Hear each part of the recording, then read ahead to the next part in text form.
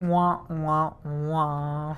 Wow, look at this. I mean, he has So infinite mana. Andrew's just going in like Oh, it this. looks over. It looks over.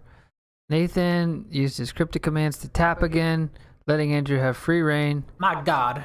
Now he's using it to he used it to get, or he played Vizier, got infinite mana. Then he Coco'd into a witness, got his Coco back, doing it again right now. Can he find a way to deal infinite damage? He needs either another witness that's going to let him get Coco back again. Still has infinite mana. Do it again.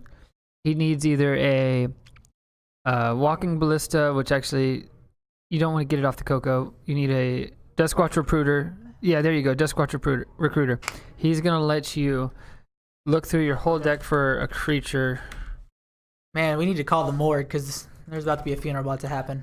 Nathan played this very, very risky, and it came back to bite him because now he searches his deck infinitely for a Ronus with a Duskwatch Recruiter. Ronus is going to let him pump up his guys infinitely, and that's game. That's game. That is game. Pay our respects. Look at that. All right, round 3. And well played by Andrew. That was like he definitely had the dominance. I think he sideboarded some really nice cards. Yeah, he did. Those Tide Hollows were good. He let Nathan keep the Cryptics, hoping he could force him to play them as a tap card instead of as a disruption card, and he did. And then he really abused his main phase 2s. And smart thinking by Andrew. Honestly, like, the guy knows what he's doing. He's no new grass at this game. The thing about the Coco deck is it can really just win out of nowhere. So like if you think they can't win, one Coco later and they won. You got to be careful. Yeah, no, I remember I had Andrew on the verge, 2 life, and then all of a sudden he's like, by the way, I win. I'm like, what? Nice stuff. Yeah, like that's how he does it. Like, oof, mean. One moment. Yeah, so with that Coco, it's just so brutal with how easily it can get done. But yeah, I'm pretty sure Nathan, he's got a plan for this next upcoming round. I'm sure he can easily do a comeback here, but I'm sure Andrew has his own plans because he knows Nathan's going to come back with vengeance. Now, let me pull up the comments. Pretty sure I missed one or two of them.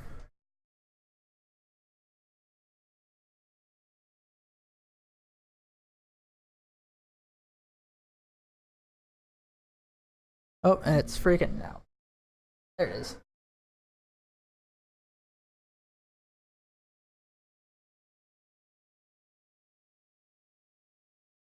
All right. Okay, I could have sworn I missed something, but I guess that's just me going a bit senile.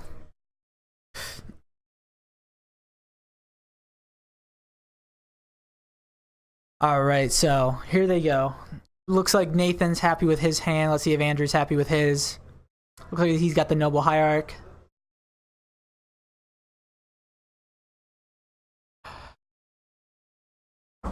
Yeah, it looks like they're both pretty happy with this hand. Let's see what Nathan I'm back, did. and they're ready to rumble. It looks like. Yep. Round 3. Fight. Coco versus Cruelty. Cruelty. Yeah. All right, whatever you want to call it, man. Hey, I just see these cards. I call it as it is. Calls them like I sees them. Yep. Definition of magic. Well, we're off. We're off to a fetch land, into a watery grave, into a fetch land. Into what do we fetch got land. here? That'd be great if you can fetch land all your fetch lands. There's a combo that can kind of do that. Really? Knight of the Reliquary Retreat can, every time you tap your knight for land, you basically untap your knight. So you just go through every land in your deck. And then you hit him for like 300 at the end of the game. Not really. You hit him for about 30 though, but it's fun. Adding an extra 0 always makes things great. Like I had 100 goblins on the field. I actually had like 10. Yeah, 10. Just 10. Just 10. But still, it was a lot with fecundity. Well, let's see. These guys are playing no spells so far. Pass, pass, pass, pass. Yeah, they both know that this might be a reaction game. I'm just having to respond. I got to tell you, this favors Nathan pretty heavily. If Andrew's not really putting the pressure on, Nathan has time to cast 7 costing Cruel Ultimatum type cards, which you know are going to be awesome. And we have 11 minutes and 20 seconds left in the round, so they're definitely going to be pushed for time if this thing goes on too long. Rising Canopy, Temple Garden. What is he doing here? He's losing a life. He's at 18 now. I missed the fetch land. Voice of Resurgence, a great little anti-control card that he probably sided in, if not already main. Yeah, I mean with the control, with sideboarding control cards, it's definitely nice. But if you're not playing against a certain deck, it can kind of. Well, that's one of the beauties of Voice of Resurgence. It's just a very generically awesome card. How familiar are you with this card, Brandon? I just saw him. Oh, really? Well, this is one of my favorite modern cards. It's great against Yeah, blue decks. he looks great. Like honestly, like Ashiok coming to steal some cards. So here's why he's so powerful. And this deck doesn't really abuse him as well as a lot of other decks can, but he's still good because whenever your opponent casts a spell on your turn, you get a elemental that's as big as the creatures you have. Really. Combos with Tristani, good shout out. Yes, it does. So basically, when they counter a spell, you're going to get an elemental. So it's really good against counter spells. Another thing is when it dies, you get an elemental. So like it's really good against cards like Lightning Bolt and Fatal Push. It's good at getting 2-for-1s. That's basically what it does. I mean, definitely with especially with how many creatures he gets and how little Nathan. Oh yeah. Thanks for the host. Now, yeah, especially with how little creatures he gets. But see, Voice of Resurgence is so good because if they counterspell, it's basically a 3-for-1. Yeah, but with all the counterspell, how much he counterspells and just how many creatures he naturally gets on the board with Nathan being able to destroy so little of them with the cards you have without the counters, it's definitely going to be hard for Nathan because he can just probably swing out for game if he can't deal with that voice. Well, this is pretty interesting because like Andrew's not really able to deal with this Ashiok either, but I don't know if he's really going to get punished for that or not. Ashiok's not. It can kind of take over the game, but it depends on how long the game goes. It might not. Overall, it's a very interesting card. I mean, because he has enough. Because he can at least negate the +2 and keep her stationary. But the issue is of just how many exiles can he deal with? Right, you are. So basically, we're on.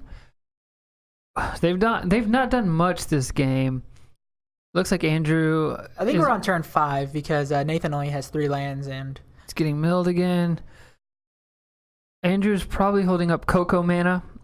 That's what the most obvious move would be here. Which honestly, I'd probably play on my own turn because of the voice trigger. But it looks like Ashiok's getting some good cards out of his deck. All the damage here has been from lands, making it easy to forget. So my apologies. But yeah, those lands just ping you. They keep pinging.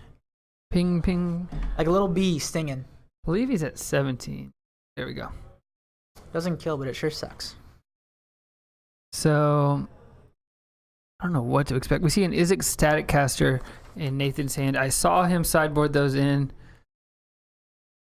Let's see how well they play out here. That is going to be interesting. But I think that this the Ashiok's already paid off for Nathan. I mean, he's gotten rid of some. Gonna cord. He's gonna cord for 2. Oh, Cord for 2. Oops. Thank you. Wonder what he's gonna get for 2 mana. It looks like a Devoted Druid is coming out. Devoted Druid. I mean, those druids are nice. And that's what you want to combo. So like he's in a pretty good spot here because like Nathan can't really.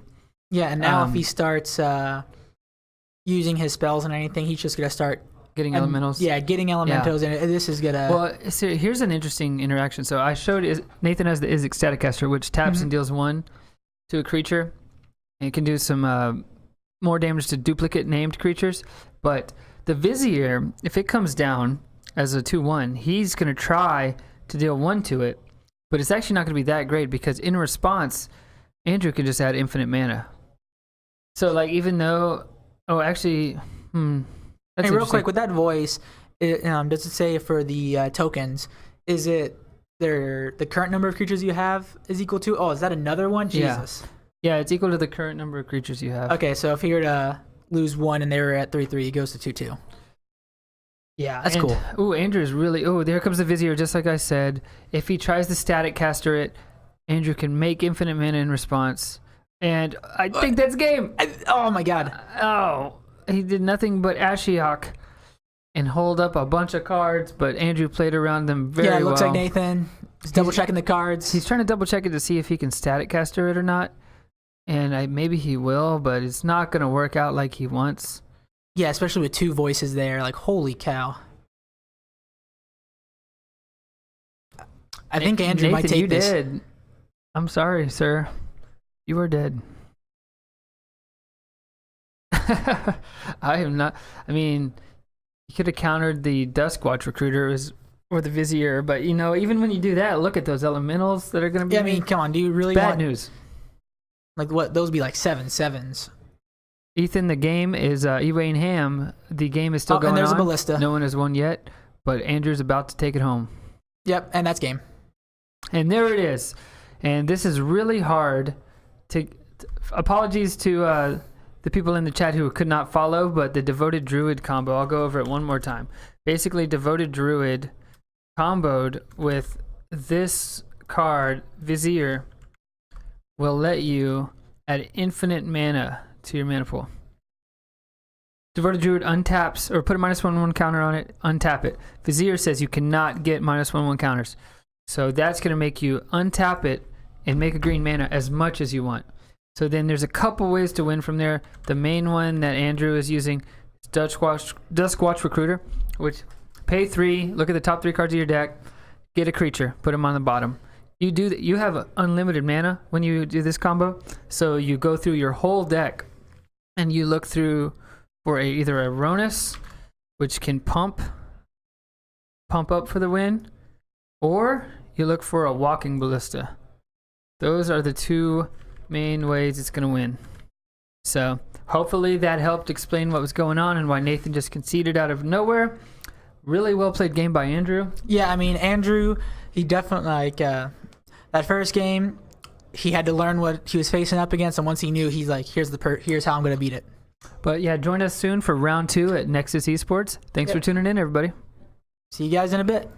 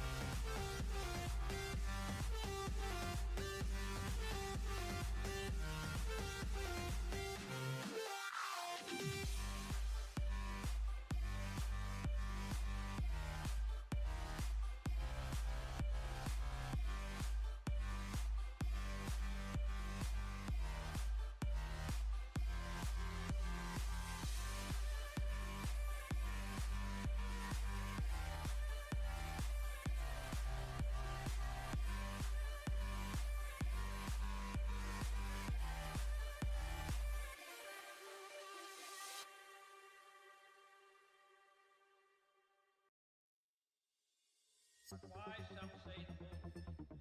Why choose this as our goal?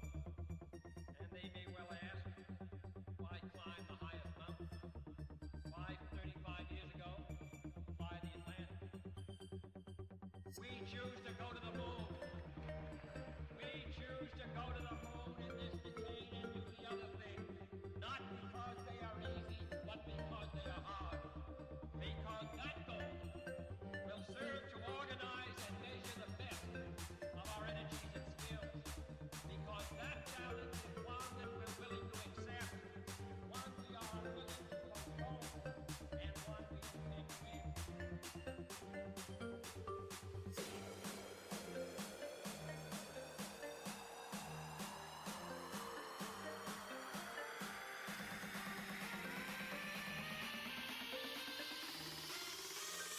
Make those hands hard!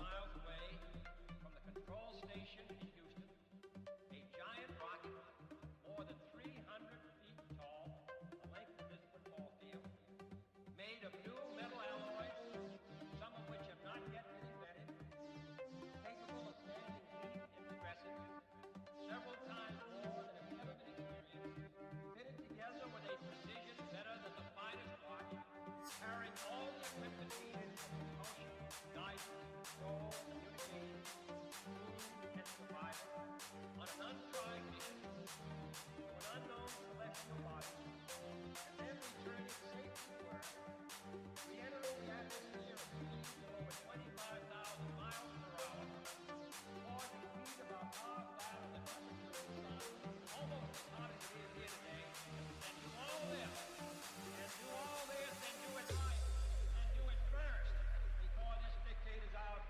then we must be bold.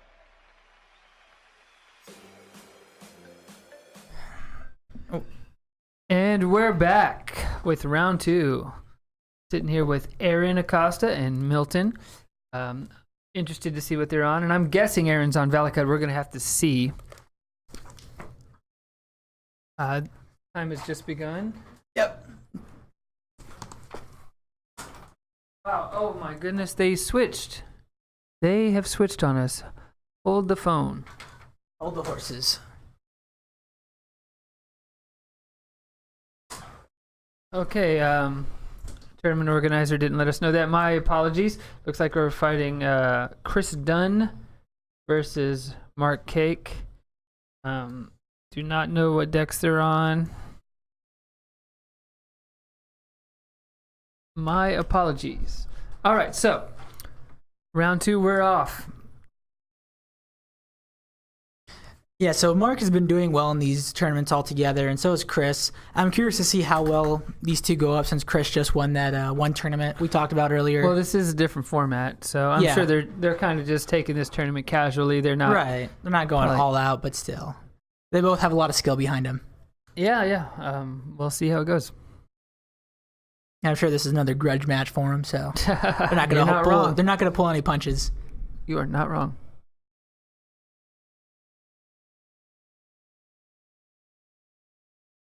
Believe they are both 1-0. I'll get that confirmed for you in a moment. Yeah, because Mark won his match. So, yep. Yes, they are both 1-0. Yep.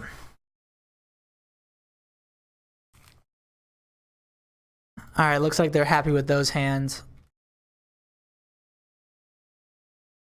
Okay, what the heck is this deck? Is this Infect? No, I see an Aether Vial. We see an Aether Vial. What does And there's that the mean? Hierarch. And we should note that this is another deck built by Nathan. So, interested to see what it is. Noble Hierarch from Chris. land enchantment for Mark. Spreading Seas. These guys are playing lightning fast. This looks like Merfolk if I've ever seen it. I mean, they know their decks and they know what their decks want to do, so they're just going at it. They got their practice last round in.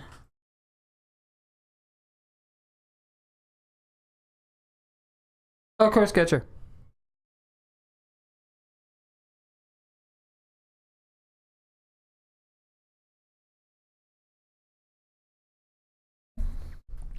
So we got a Silver Go Adept. Mark is throwing cards out there.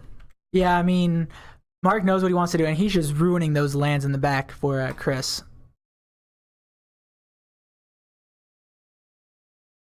So if Chris Mark is on Infect. Chris is on Infect. Yes. Yeah, that definitely must be hurting Chris, though, having to deal with those islands now. Yeah, I'd say he's pretty dead. At least he has a Noble Hierarch to keep him afloat. Get it? I'm the worst. But yes. Ooh. Mark is definitely going full speed ahead. He is, yep. I mean, you are right. He is playing Merfolk to a T. Merfolk versus Infect. Markov with a really good start here. I think he's going to be able to take this one down. Yeah, he won't. Chris is not going to have enough devotion to play some of his bigger spells, I imagine. So he's definitely going to be a bit Master of laid out at Waves. sea. Master of the Pearl Trident, Master of Waves. If you have not seen this Master of the Pearl Trident or the Master of Waves, you are missing out because And he's Merfolks awesome. have been mean ever since the creation. Really? Yeah. They have? Yeah, I feel What's like your they- logic on that one? Yeah, I mean, come on, they're water based. They have a lot of protection.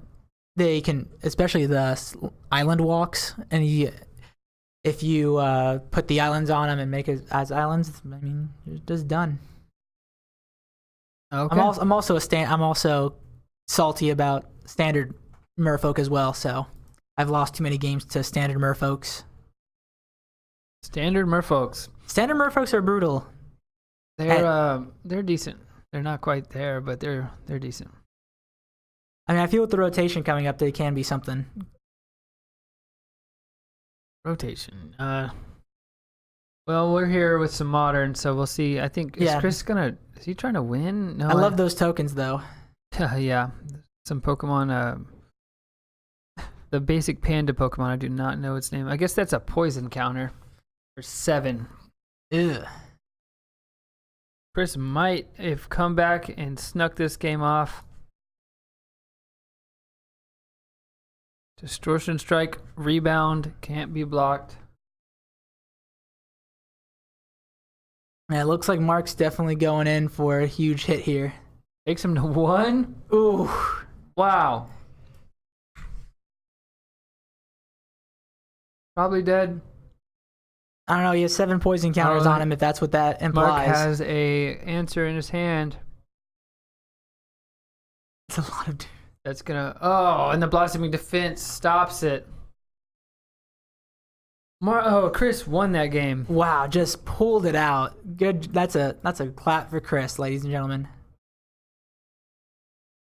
That it is. Impressive. Yeah, I thought Mark had it in the bag, but Chris definitely knows what he's doing. He's a very experienced player and knows how to keep cool under pressure. That is for sure. Well, so what just happened? He attacked him with an Ink Moth Nexus, and he Blossoming Defensed. Trying to pull up the ink moth nexus. Oh, I know Koiser knows what that does, but Yeah. sure I will. Just for everyone else watching who doesn't know how much the infects really matter. Blossoming Defense gives +2. So he did play a Blossoming Defense. But if you're asking if Mark misplayed, that may be the case. Also, he may have played some other pumps there. I don't know. He did it so fast. Oh, the Distortion Strike rebounded. So that would have been 10 with the Exalted. Yeah, I think that's the miscommunication. He was at 7 infect. Ink Moth comes animated, distortion strike. Gives him rebound, and then Exalted gives him another one. Swinging for 10. Mark tried to bounce it. Blossoming defense game. Chris honestly had all the answers there. I mean, good on Chris. He lived with that one life and just was able to come back the next turn. No. Well, yeah, true. One life. If he could have done one more damage, which he maybe could have done, maybe he shouldn't have spell pierced that early. That would be the only move. And honestly, from what I could tell, watching Modern and casting Modern is tough because people are just scooping left and right. And it's kind of hard to tell who's dead because you cannot hear them. So your best bet is for us to explain it, and maybe we miss it every once in a while, you know? Yeah, I mean, and these guys, they know what they're doing. They know what each one of these cards do. So, oh my god, half smiley face. Half smiley face. Yeah. Mark's definitely out for revenge here. That's what he does that for. But yeah, I mean, these guys just know what they're doing. They don't need my bumping Chris up to 20. Sure thing. It's not at 1.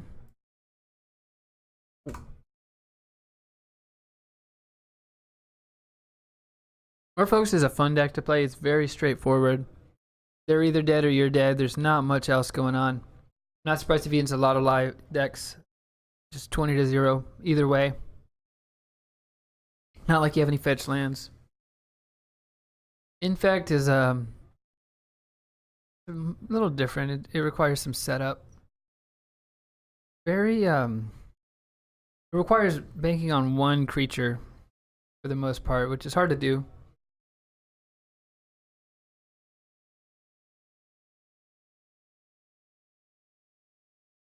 And looks like Mark's first, and he kept his hand. Yep, they're both satisfied with this. They're just gonna go at it. Got a Seize Claim and a Spell Pierce. Looks like he's playing the 7 Seas version. The high seas. Looks like looks like Chris is already taking that damage from Mark's lands. Yeah, from Mark's enchantments. I mean, it's definitely tough when your single green land is not producing blue. You want to keep a land heavy hand against 7 Seas merfolk. No, luckily it doesn't seem to hurt Chris too bad as he is co-color with blue. I think Chris probably has this one because this is a really slow start from Mark. Maybe not. Looks like Mark also didn't hit a 3rd mana. Chris also tends to have a lot of hexproof coming his way. Bind to the Vastwood giving this guy hexproof. And Mark tried to bounce it.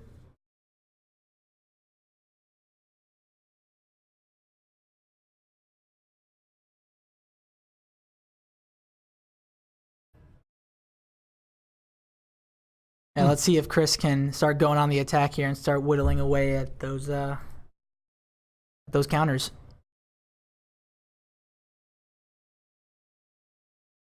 Whittling away at those counters. Yeah, What do I you meant mean? to be stacking up at those count. I meant to be stacking up on count. You Infect talking about counters. Invect count? Okay. Yeah, that's what I'm. See, he does have a Spell Pierce. I thought maybe you were referring to that. No, sorry, I meant building up. I was hoping you didn't notice my flip up. When you make a slip up, you roll with it. Sure. Chris down to 14. Wondering if they missed the damage. Chris should be at 4 and 2. No, he's correct. I just missed it. Yep. So now down to 12. And is 37 that game? minutes in the That round, that was so- quick. Plenty of time left for these guys. You don't understand. Pretty by plenty of time left, the game is over. Yeah. And they're and spazzing man. out. Which Chris won that with the Become Immense out of nowhere. Those guys are goofing off a little bit, but Chris Dunn moves on to 2-0. Mark taken down by Infect. Man, that infect was brutal. Well, that was a quick one, guys. We'll be back for round 3. There will probably be about a 30-minute break. Hopefully, we can bring you some more long-term action in the next round. Yeah, definitely brutal. Great job to Chris though. Really showed us why he won that tournament not so long ago. His skills are just top notch. Yeah. Okay. Well, we'll be back.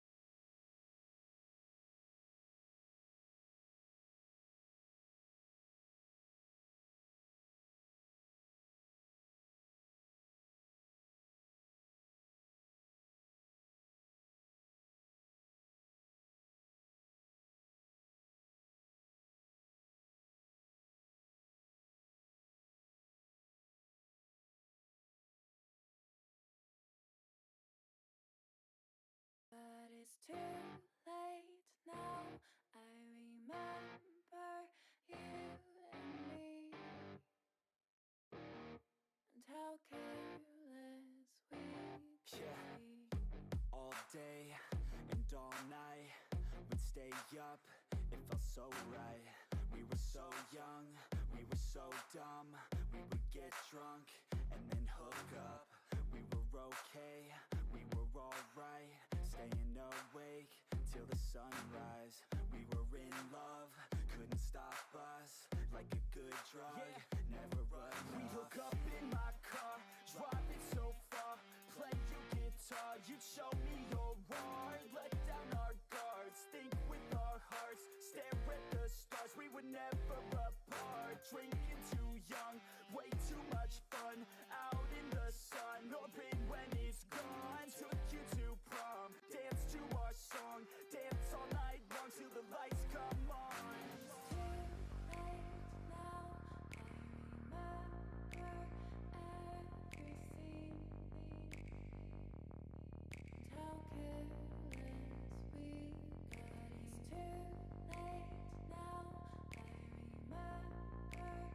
you and me, and how careless we. It's too late now, I remember everything,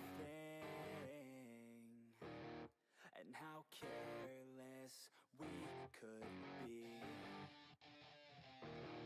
and how careless we could be, and how careless we could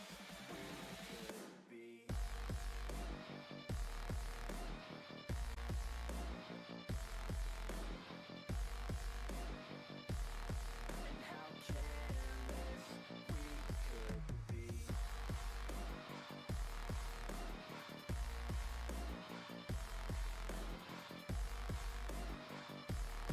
And how careless we could be. Late nights, long fights, it felt right, we were alive.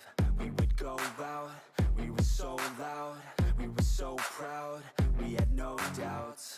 Weekends and weekdays, we'd spend our own way.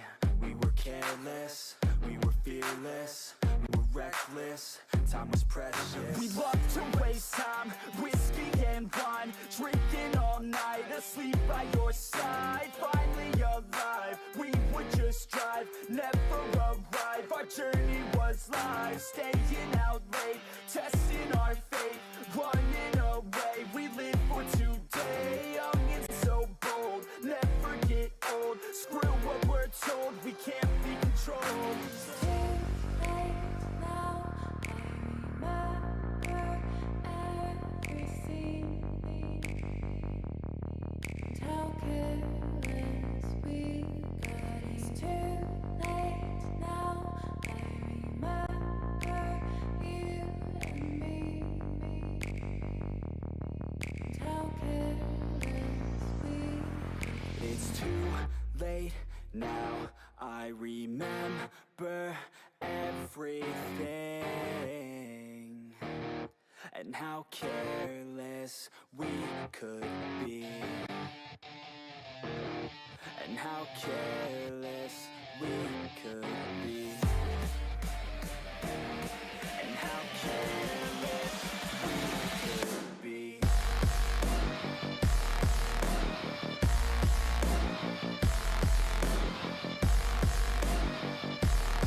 And how careless we could be.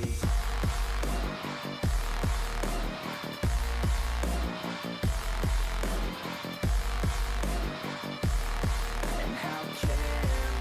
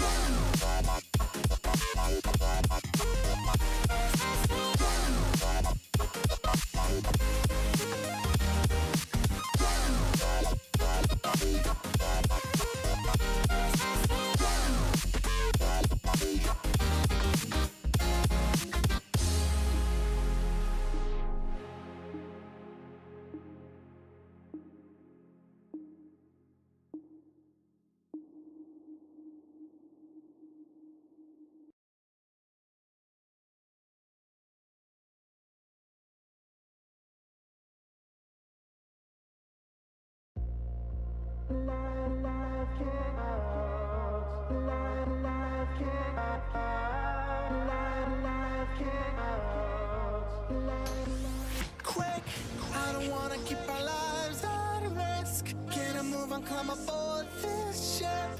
We don't have to stay in this routine and die from boredom. Out, leaving friends and parents to their jobs. 9 to 5, a schedule full of doubt. Let's take our days and just live them out. Life gets dark if you never visit Central Park.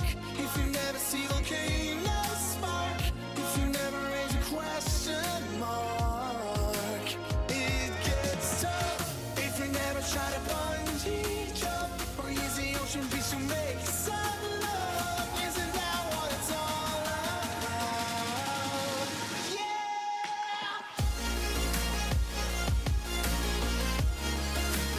Life gets dark. It gets tough. Life gets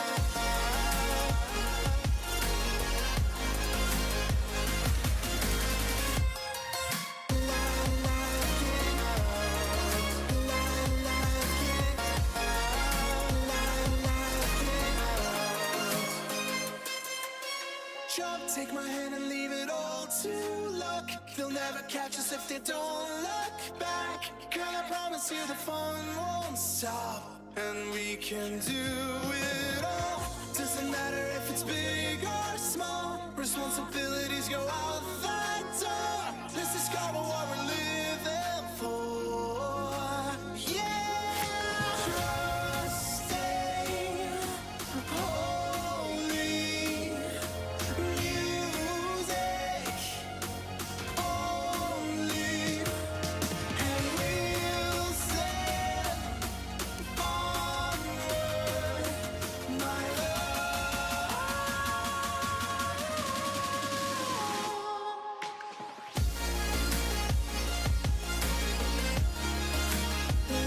gets dark. It gets tough. Life it gets tough.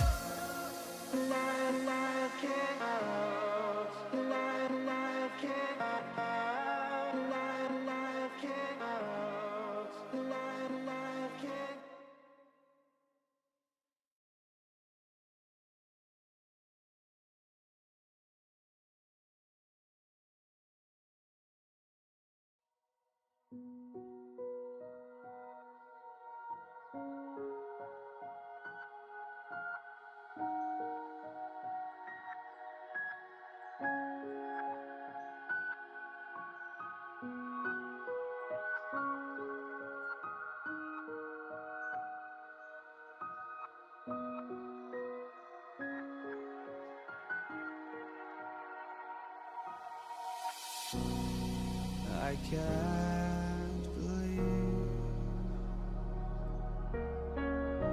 the night lay waste to all we'd given. But honestly, you've gotta know that this ain't living. But we could run from Elysium and let it burn, let it burn. You've gotta know that nothing lasts forever.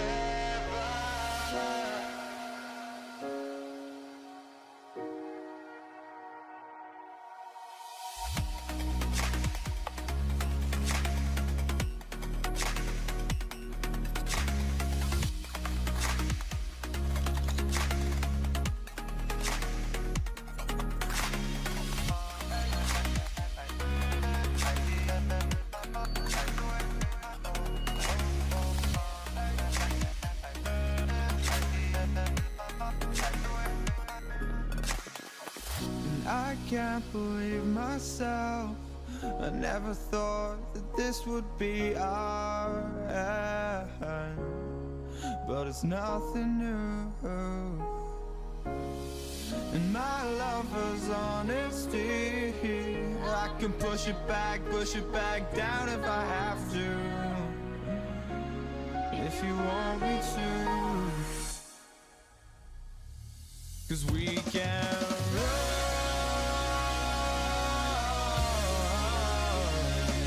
and we can run.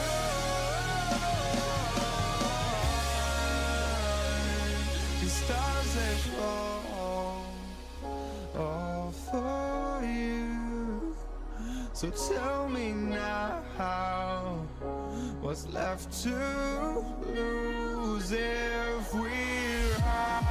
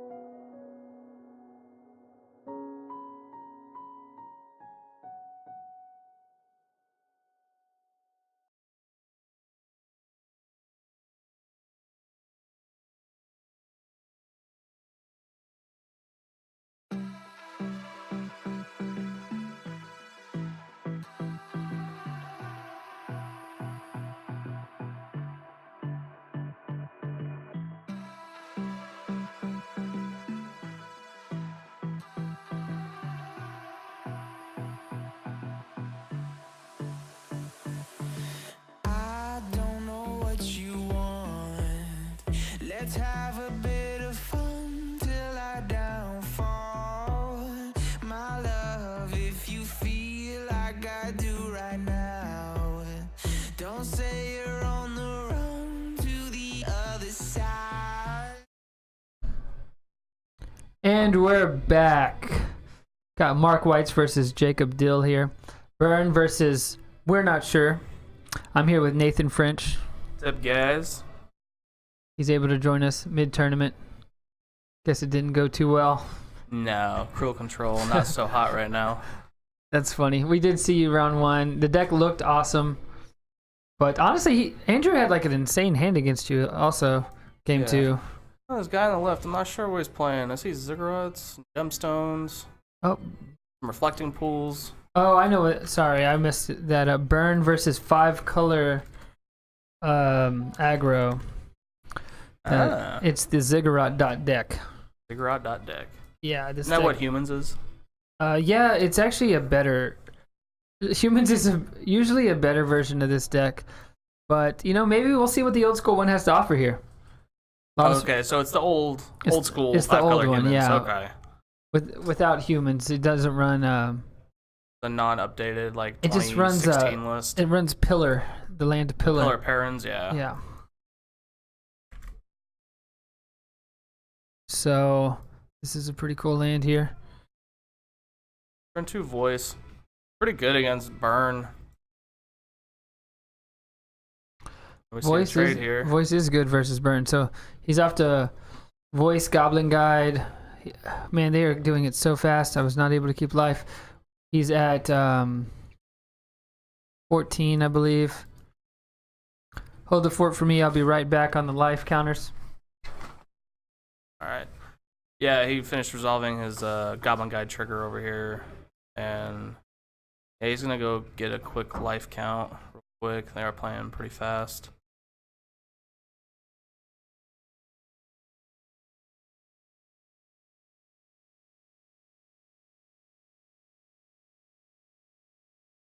Okay, so we got Mark at 11, and Jacob still at 20. 11 to 20. You are right.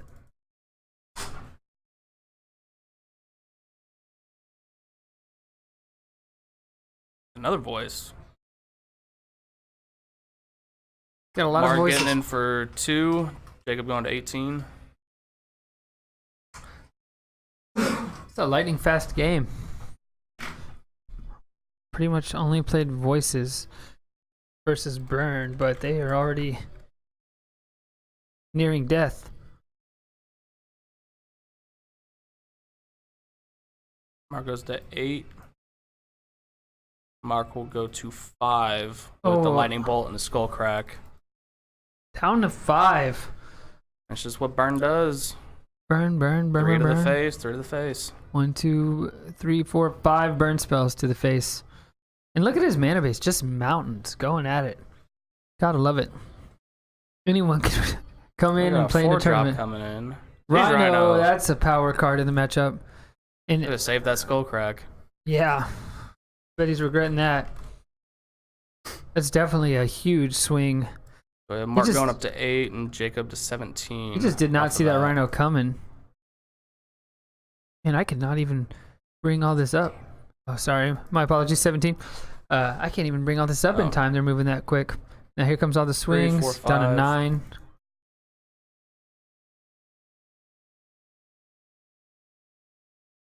Koiser can't watch this anymore. Wonder what that means. Don't have context there. Maybe we're just that bad of announcers. Maybe I he's don't know. This is the first time I've ever done this. maybe he's I just usually just play Magic. I'm usually on the other end. We're off to the races. So, Searing Blaze on the voice. What? Why would you do something like that? Down Like, personally, to I would just hit 5. the elemental.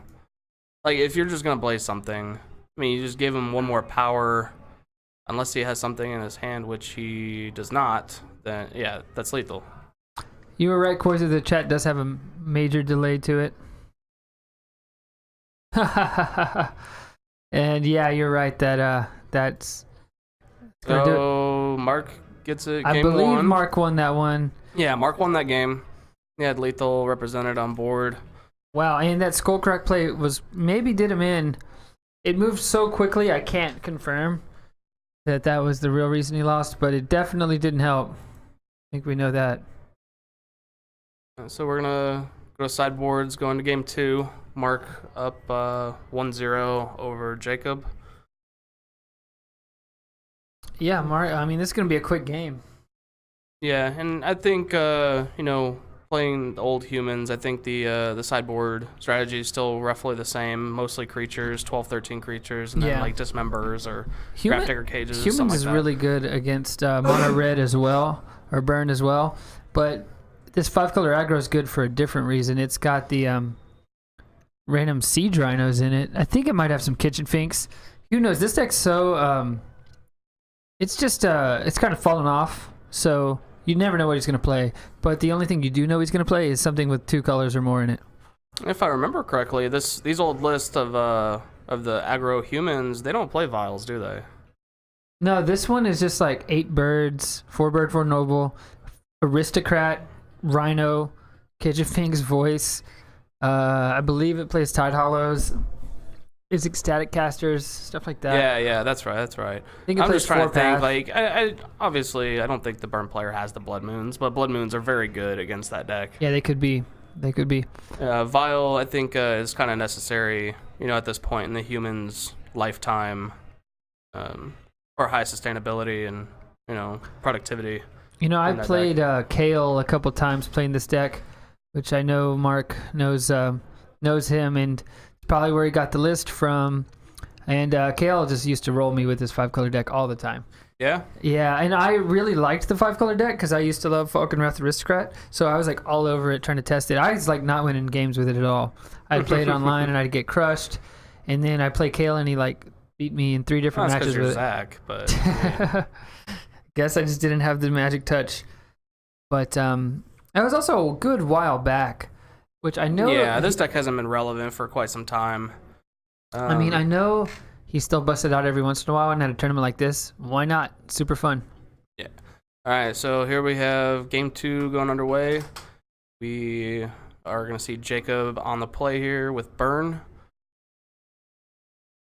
Looks like both players are keeping. We got Turn 1 Vexing Devil from the Burn player. Vexing Devil. Yeah. He's gonna pay for. Watch. No, No, he just doesn't No. care. does not care. Man, you're crazy. You are crazy. Yeah, Mana Confluence. Mana Going down to Confluence. 19. He's definitely crazy.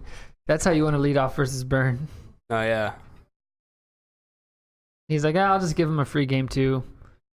No, I guess he took it back. So he's Oh. back at 20. Not yet. Riftbolt.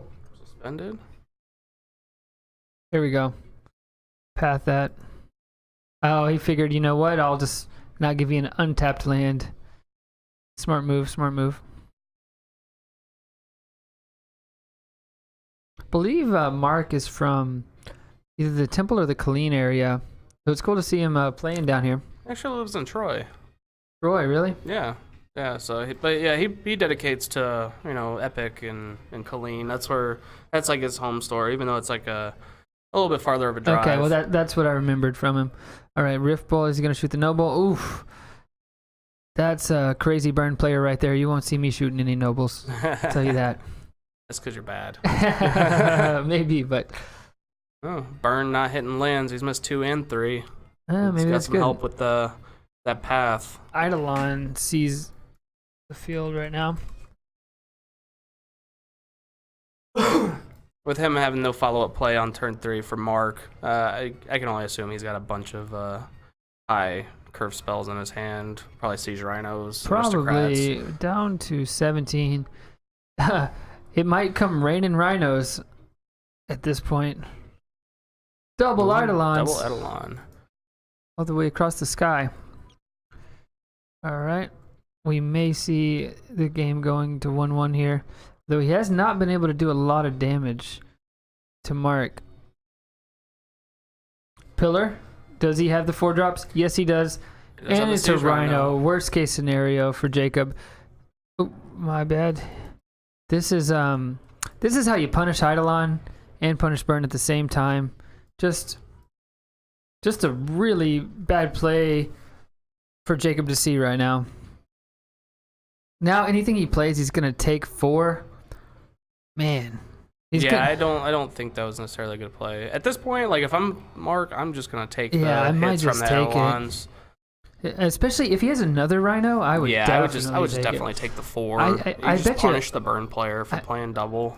I bet you he has another 4 drop, if not another Rhino. Keldon Keldon Marauders. Marauders. I He's do gonna take love that 4 card, off but of it's that. not going to help him here. So I believe it's 15 to 11. Don't think he's taken his 4 yet. Maybe they're missing that trigger. See how it goes. He's so mind blown by the Keldon Marauders that they're just not even going to remember the triggers. That's not a card you see every day. Maybe they have it updated, we'll see. The dice are not reflecting their life pad necessarily.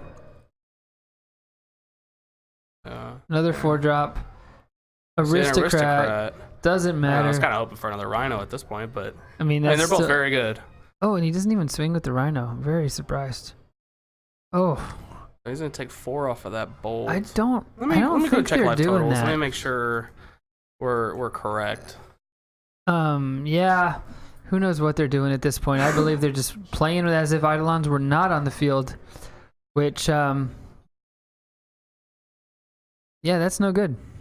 I mean, get carried away sometimes. That's on Mark to notice that. It's also Jacob's responsibility. Looks like it's getting corrected. I think it's a little late to pull back the first triggers, but Elite's going to catch that one before it's too late. Let's see how it goes. Let's see how the judge handles this situation. And yes, he's reminding him of both of them. They're enforcing that. He is down to 7 life all of a sudden. Now the game not look as fun. Oh, what a surprise. What a surprise. So, yeah, he's going to block. He's going to go down to 11. This is a crazy game. I think Mark just took a quick 2-0. Yeah, Down sorry about to- that, guys. I had to go get some life total changes. Yeah. Missed triggers. Judges stepped in. Said, hey, don't forget your Eidolons, guys. What are you doing Yeah, out here? Those are very relevant. He's at 7. Oh, fun fact, Mark also has another aristocrat in his hand. Oh my god. This is why Eidolon is so frustrating. 'Cause So I think this is game unless Jacob has something I think extremely it's game relevant. no matter what. Yeah. How can you win this? 8. There's no way. He's got it. And he scoops him up. Yeah, that was a fast game. Congrats, Mark. That was a very fast 14 game. minutes. Yeah. Beating Burn. That's Wow. that's respectable. I didn't think the 5-color aggro was going to pull that one through. Yeah, it sure did. That was cool. Congrats to Mark. We'll see him in the next round and likely in the top 4.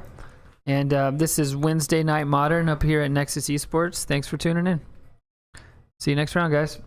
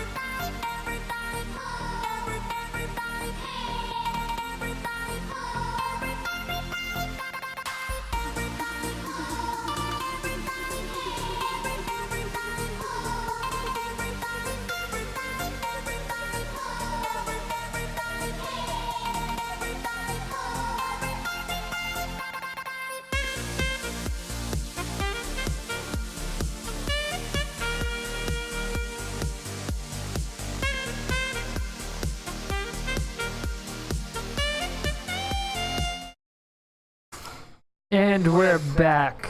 Round 4, Nexus Esports Modern Weekly Tournament. Mark Whites is back with his 5-color aggro. Chris Dunn is back with his Infect. They are both undefeated. Let's see how it goes. These players are probably going to be into the top cut, which I think is a top 4 this tournament, regardless of win or loss, but maybe not. You know, sometimes a 3-1 does not make it if the numbers add up that way. There's what, 5 rounds today, right? I believe there's 4 rounds. Believe there is 4 rounds. Okay. Got a I'm couple. not entirely sure. Yeah, so who Couple do you more favor viewers? in this matchup? Well, man, the 5-color aggro deck is just crazy, so I gotta favor Infect.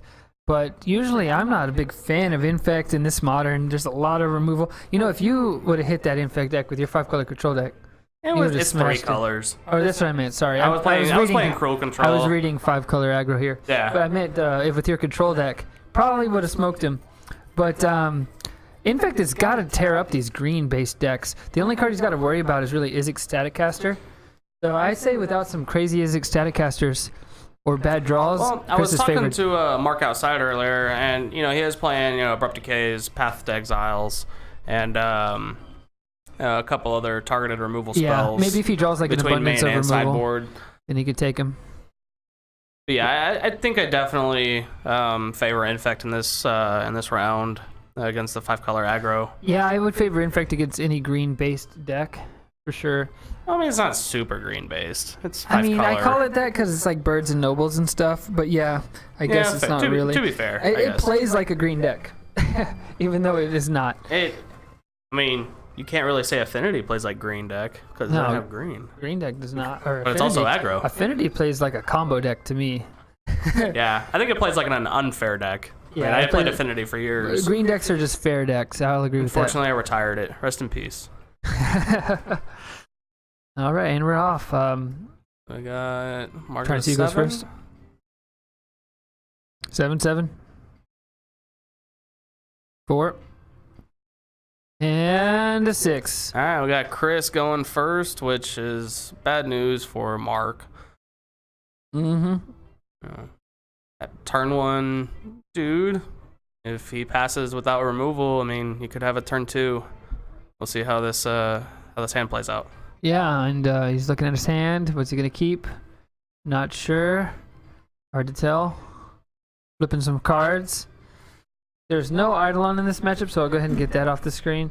But there is an Inkmoth Nexus, which Whoa, what does that do? I expect that to be the killer. So I'm going to bring it up JK. now. Okay, so it looks like both players kept. And we have Chris going to 17. Fetch Shocking, I'm assuming a breeding pool. Yeah.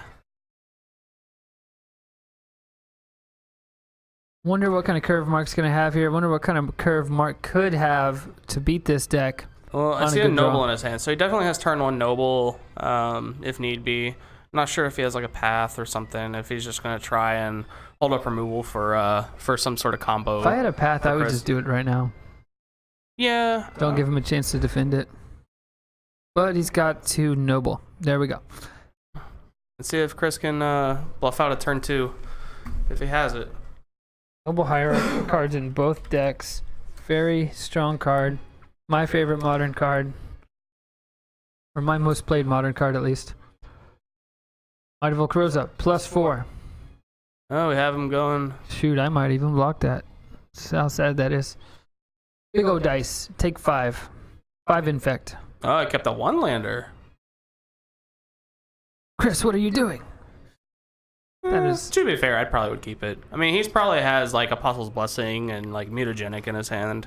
If he does, I mean, or some form or fashion of that.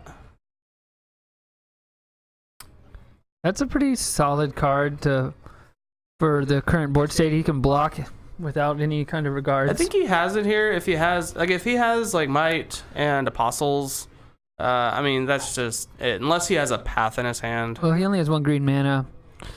Blighted Agent, there he goes. That's how he's going to try to finish him off. That's a solid move. Back to Mark. Blighted Agent is a 1/1 unblockable infect. Out of New Phyrexia, if I remember correctly. Yes, sir. So Mark needs to play removal spell right now, I think, to have a chance. He could wait, risk that as well. Mana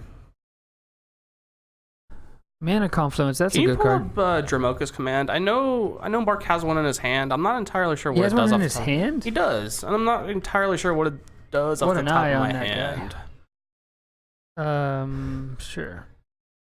I remember this card well. It can There we go. fight. Prevent all damage. Target instant or sorcery would deal. No, that's not relevant. Well, he just used it to fight. Okay. which is a Okay. good Okay, there it move. is. Very good move. So I guess it's mildly relevant. That way he still has block for the Glistener Elf, unless he has the one with rebound, the Distortion Strike. There we go. I think that move makes Mark a clear favorite on this game 1 here, unless Chris can draw out of it. Chris still has a handful of stuff. He drew a Pendlehaven. Very solid draw. The Ink Moth, can it get there? Maybe it can.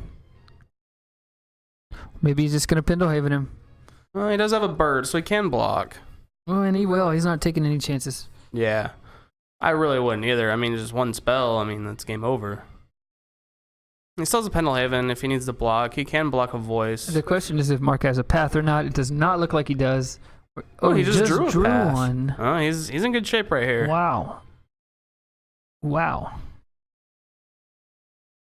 Yeah, I might have to call him Aaron Acosta from top decks. This is awesome. So, but the problem is, like, now he's in a decent spot, but he's also got to pressure Chris, because if you give Chris time, he's just going to win. I think he's what going to play. Siege Rhino, hold up. Aristocrat. So he's going to play Aristocrat, and he's going to have 1 mana off the path, off the Noble to have hold path Swing up. for 5. It's a pretty solid move. He might end up dying if Chris has a Blossoming Defense. Maybe he would need more than that.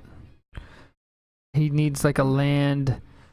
Yeah, Chris needs quite a specific amount of cards to come back and win. Dismember. Ooh, that's a really good move. Chris might have just won the game with that move.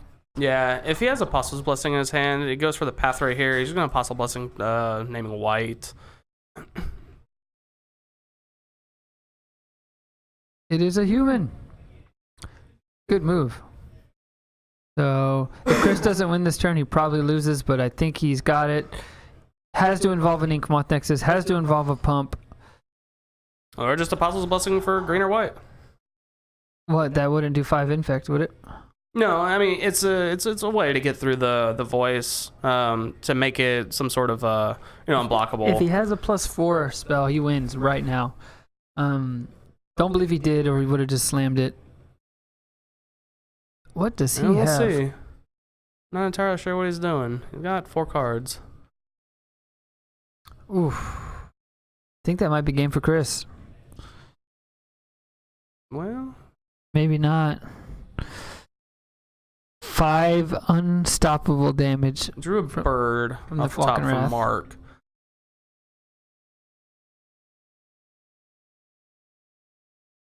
Mark was fortunate enough to draw 2 removal against Infect. That'll get you there. Well, Chris started off with a subpar draw. Chris definitely didn't have an unplayable draw by any means, so Mark still has to play this very carefully and could die at any moment.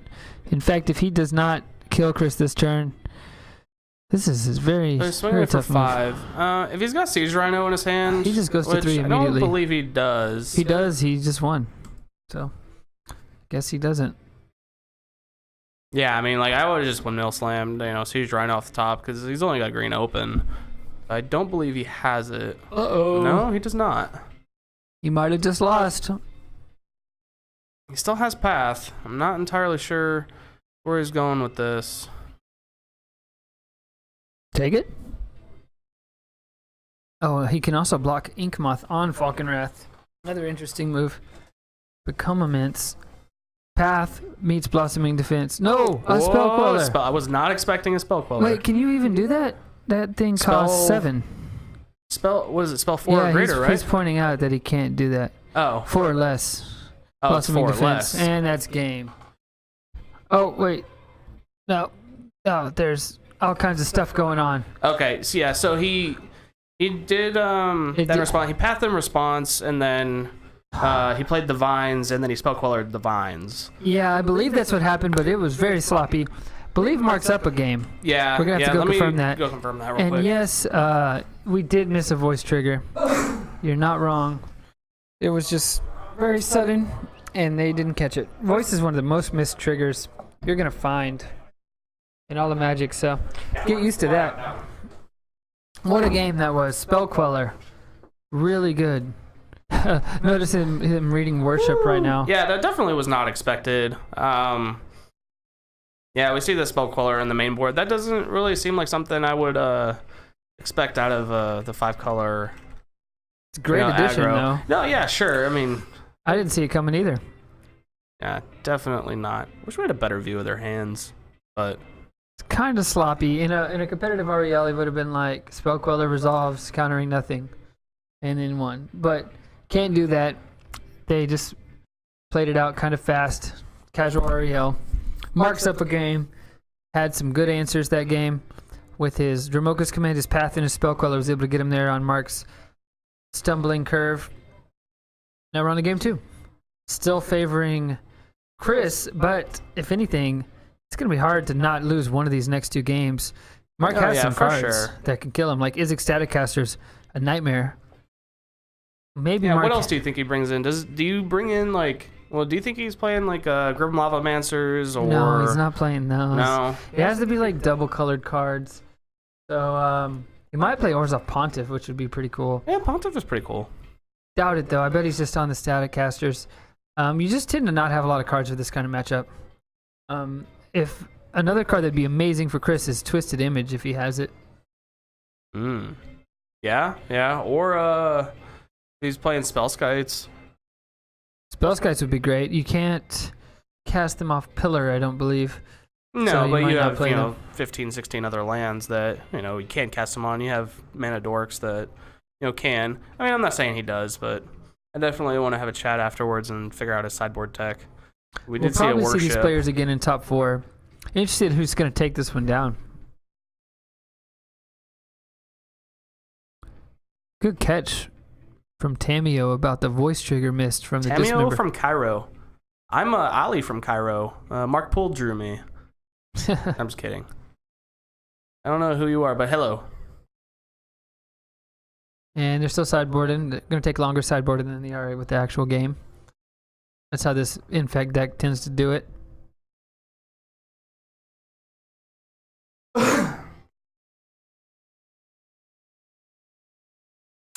What would you side out if you were Mark? I'd probably side out like Siege Rhino or something. Yeah, I mean, your life total really doesn't matter, so the gaining 3 life is pretty irrelevant. Now, if this was Josh, welcome. Josh Watts? Oh. Well, if this was Legacy, I could definitely see keeping him in. I mean, you wouldn't play Rhino in Legacy often, but, having the ability to use Berserk and, I can't even think of what it's called now. The Become Immense with Berserk. Become Immense. You can kill Turn one people pillar. like turn 2 with Legacy Infect with a Noble, just regular damage. That'd be cool. All right, so we're on our way in game 2. We need to get Right here. Watts to come in and announce a game one day. I bet he'd be good at it. Yeah? He's a funny guy. Oh, for sure. Oh, Blighted Agent. It's coming out hot. He's got a green mana open, which one can only assume that he has something like a... Oh, man. I'm just blanking on what these cards are called. Invigorate is No, what the the card you were Hexproof talking one. about. Okay. Oh, yeah, Invigorate, yeah, for the Legacy one. Thanks to the fans. Is he dead? Josh says maybe standard. But Josh is going to be playing in standard. Oh, just 2 No, infect, just no 2. pumps. I thought he was just dead. Yeah, I thought he would just think die right there. Yeah, But he I think did any not. announcer, if you're not really actually out there. Oh, he has Path in his hand. I think you just assume. What is in Chris's hand? Nothing? Because I am don't surprised he know. didn't just win the game. If he gets knocked out of the 1K. There we go. That'll be fun. So we have Chris down to what I believe is 16, 2 from the voice and 2 for fetches. Go ahead and get that changed. You are right. Sorry about that. So it looks like 15 and 20. Voice is such a good card. That's one of the reasons this. Oh, got the accidental text. Oh yeah, up here. 15. I forgot the trigger. Voice is one of my favorite cards. This deck's really good at using it. I think I tend to gravitate towards decks with voice in them in modern. This is not the kind of matchup you really want voice in, but still, even in the bad matchups, it's fine. Yeah, I mean it's still a 2-drop for 2/2. It's still not horrible. It's blocking. It's doing stuff. It's getting triggers. So I have a 2/2 Blighted Agent attacking. He's fetching before damage. So I have Chris going to 14. Yeah, basic forest. I almost said plains. Like I don't know what is That'd wrong be a with me surprise. today. No, I like visually saw forest and I almost said plains. I'm just bad at this today. 3 mana. So we have it become immense. I imagine we're seeing a path here. Oh. CZI. Chris basically is just trying out random decks every week. Every Wednesday he's played a different deck. He's trying to keep the Jacob Techers, the inside Techers out. Trying to keep people guessing. Yeah, he's the same way as me. Like I try to play something new every week. As far as I can Whether tell, it's a spicy brew or yeah. Something complete jank or a top tier. And I think that's awesome to watch. Yeah, it keeps it fresh. It's so you don't get burnt out on a lot of decks that you play. I love switching decks as much as I can. In modern, it's harder, but if you can do it, it's fun. But, as far as I can tell, Chris isn't considering, in fact, very seriously, but maybe he's starting to. So in Mark's Jason, hands, we see welcome. double Spell Queller, 1 land, and a Rhino. So let's see how this plays out. Thanks for tuning in, Jason. You've been here a lot, so a well-earned break. We could have used you in the announcing booth. And a Spell Queller. Trying to block countering nothing? Is that right? That's what he's doing. Chris, you got to notice Chris didn't have a Vines or a Blossoming Defense last round. So he literally just got hosed by that Become Immense. Gonna go ahead and dismember.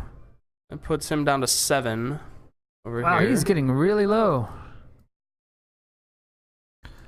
Groundswell For 5. So 6. That's one with the landfall trigger, right? Yeah, it's gonna be 1 for Inkomoth, 1 for Noble, 4 for Groundswell. Got him at 8.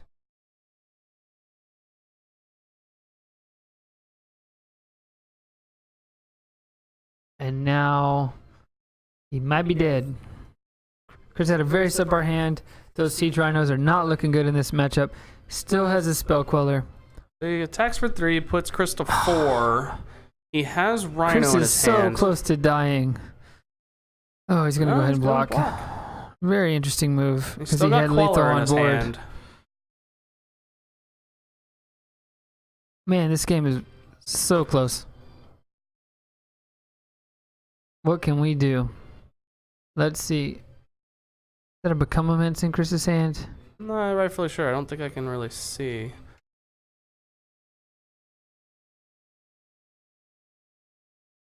Take 1. Oh, I don't know if I would have done that. But it works. Wow. It's a -1 counter.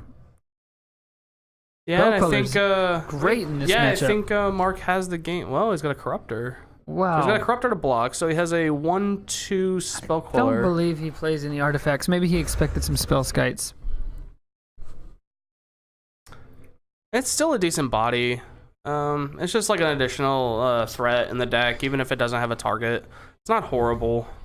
Get in there for 3. Oof, don't know. Oh, it's gonna He's put at him to 4. 4. Do you Rhino? He's Do you got not Siege Rhino? Rhino. He's gonna Rhino. Gonna go to 1. You're at 1, man. 1 to 23 is what I got. 22. 22. Chris Yes, is I looking don't dead know here. how many outs Chris has here. Looking he has a very flying dead. blocker. I think. Actually, he might not be dead. Oh, this is so hard. He is looking dead. What can he do? This is tough. He's just hoping that there's a mistake somewhere. And it doesn't look like he's... Wrong way, but yeah, there you go. Doesn't look like he messed up, and he concedes. Good match, everybody. We got Mark in 2. Mark comes to over Chris here. Dunn. And just crushes it. He is undefeated going into the top 4. We'll be back with top 4 action very soon. So, And as always, have a lovely day. We'll see you back here shortly.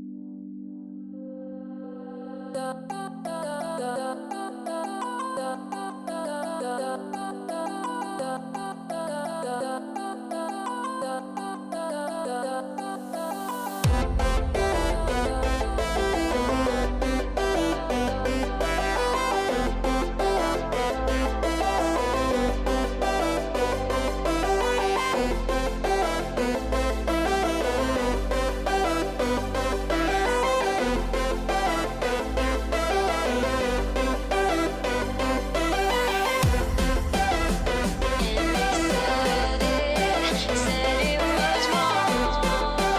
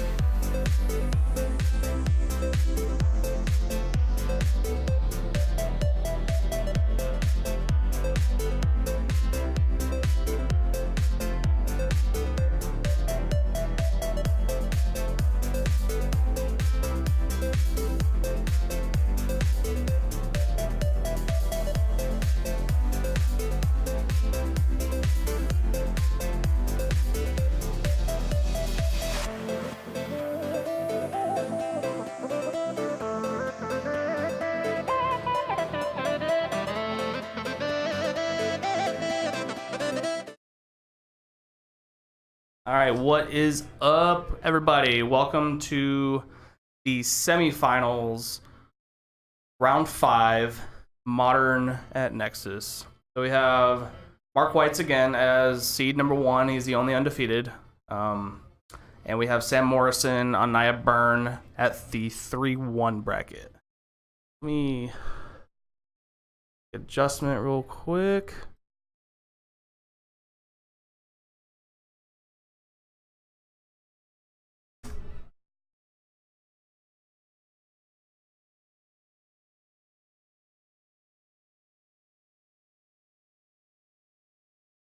Oh, that's weird. Okay, so Zach is currently away, so I'm the only one in here casting at the moment, waiting for him to get back.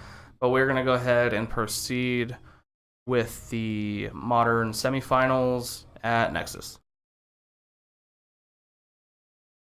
So Mark is seed 1. He will be it's choice, but we're gonna assume that he's gonna be on the play, especially playing 5 colors. Against Byrne with Sam Morrison.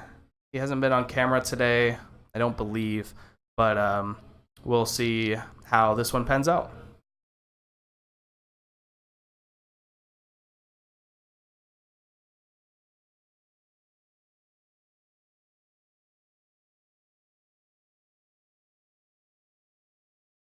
I definitely do think that Nia Byrne is more favored here. But we did see Mark trample over Byrne earlier and Infect, so I think Mark may be able to out aggro Sam on Byrne. We'll see how this plays out as far as that, and I think it'll be as far as starting hands will determine this game. So I think whoever has the better keep will probably be taking this one away. So we have hands drawn for round 1, and I am joined by Sarah. Hey guys. So Zach is still currently out. I'm gonna take over Zach's spot. I'm not nearly as knowledgeable as Zach, but you know what? We're gonna try it. We're gonna go with it. It's gonna be good. All right, looks like both players are keeping. We have turn 1 Noble from Mark, on to Sam. So have we seen both these players earlier in the night on camera already? We've seen Mark, I believe, twice, and Sam, I don't believe we have. He started out 0-1 and proceeded to go 3-1, going into top 4 to second seed. Looks like he's just playing pretty standard Byrne. Oh, I think yeah. that's a deck that everybody knows. Even I know that deck, so that says something. Yeah, and turn 1 Goblin Guide reveals a Rhino. That's definitely going to be a problem for Sam later on, unless he's whipping out some Skull Cracks.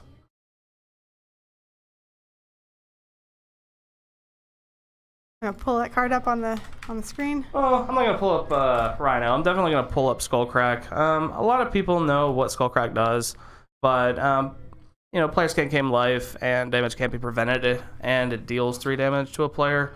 So it definitely helps against the Siege Rhino plan. All right, so we have Mark at 18 from the Goblin Guide, and we have It looks like he's reading Sam that card. at 17. All right. For those of you who do not know what this is Shrine of Burning Rage. This is a card that is very, I wouldn't say controversial. It's one of those cards that makes splashes and burn every now and then. It's definitely a good card in the mirror. It helps you accelerate. It seemed like Mark wasn't quite familiar with it. He kind of stopped and picked it up and read over it. So and that's kind of unusual for these players because they seem, every time I talk to them, they seem to know every card in the deck or that's out there. So for him to stop and pick that up, We it's have unusual. the Siege Rhino slammed down over here on turn 3, I believe. We have Sam falling to 14.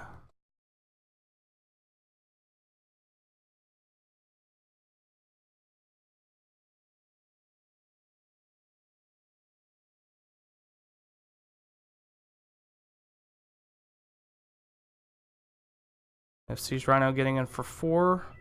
Sam falling to 9. Taking it. Oh, I actually missed a point of damage there. Okay, so we have down to 9 for Sam Morrison on Burn, and he does have a Helix and Lightning Bolt. He does actually have the Skullcrack in his hand. We're gonna see what he does here. Yeah, he's going to 6, so he's gonna go get a Sacred Foundry and shock. I mean, if you were in Sam's position, what would you be doing right now? Personally, I would try and control the board. I mean, he's going to get voice tokens, and it's not really something that he's definitely got to worry about it.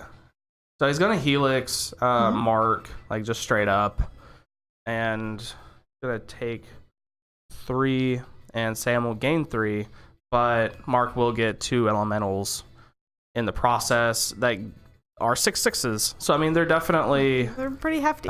Yeah, they're very hefty. And we have him casting Lightning Bolt, putting down to 14 on Mark, getting 2 more elementals that are all 6/6s. Make that 8/8s. Wow. And we have Shrine of Burning Rage at 4. Let's see if Sam can pull this one out. He has Burning Rage at 4. It costs 3 to activate. He can hit him for 4. I don't know how this is gonna be. That's quite a bit. Yeah, so we got Flames of the Blood Hand. Oh yeah, okay. Just scoop I didn't know what was going on here. He saw here. it coming. He knew. Yeah.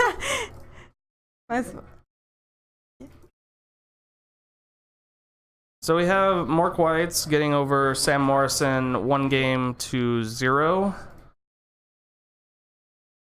And we're going to go to sideboards here in game 2.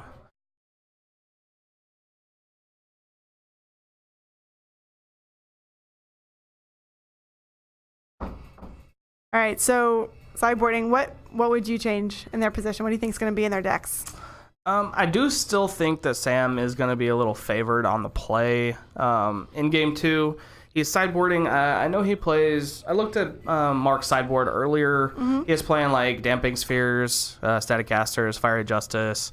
I don't know how relevant a lot of his sideboard tech is, but Sam, he plays Firecrafts. He plays or Firewalkers, and I don't know. Mark doesn't really seem to have a whole lot that's going to go in against Burn, but Sam, I think, is going to make some changes. Just straight up, probably more Skullcrack additions for the Siege Rhinos. I think Mark can keep that record, that 4-0-5-0 record. Yeah, I do. Big piece of advice, or not advice, big piece of knowledge. I forgot. Mark actually has Worship in his sideboard. So against Burn, as long as he has a creature in play, if he would fall below 1 life, he stays at 1. Let me pull that up for you guys real quick.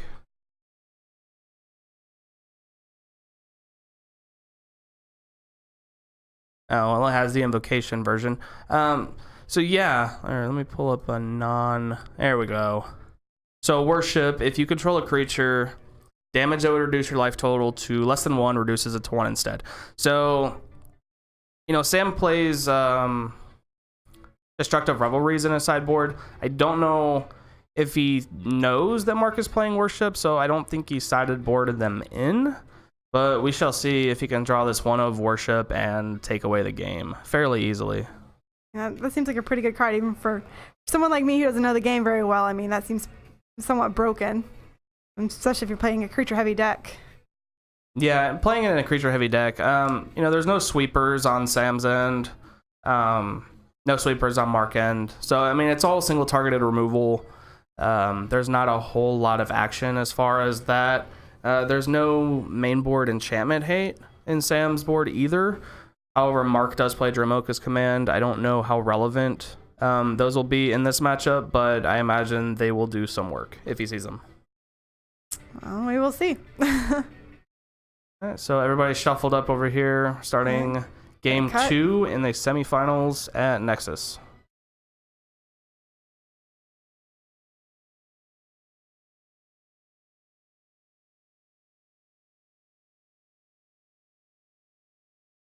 Oh, we see one sideboard card from Sam, a Rakdos Charm in his sideboard. That's, I wouldn't say that's very relevant, but it gets rid of artifacts, assuming that, Mark does bring in artifacts to stop Sam.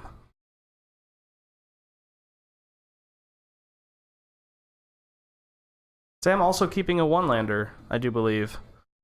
And Mark has an Abrupt Decay off of the Goblin Guide trigger, which will be very relevant later on. Let me pull up Rakdos Charm up here real quick. So it has 3 modes. You can exile any graveyard, destroy an artifact, or basically beat any Splinter Twin deck. Each creature deals 1 damage to its controller. That's probably the mode he's going to use in this matchup. I don't see the destroying an artifact relevant. I'm not entirely sure if he will be bringing any in, but he has a path for this Goblin Guide, which will accelerate Sam a little further.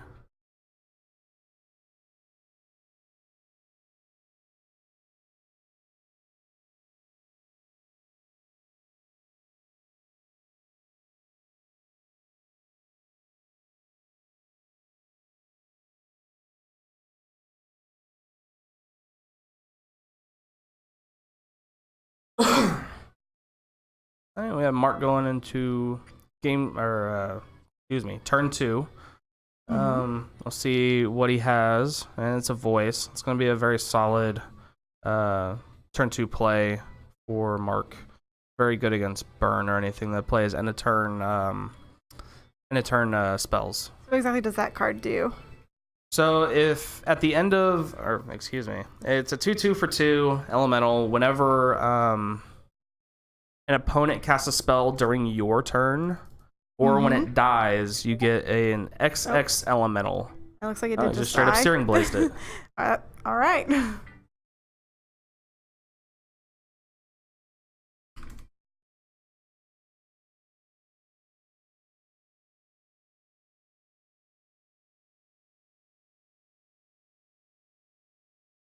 So its power and toughness is 1 right now, because he only has 1 creature.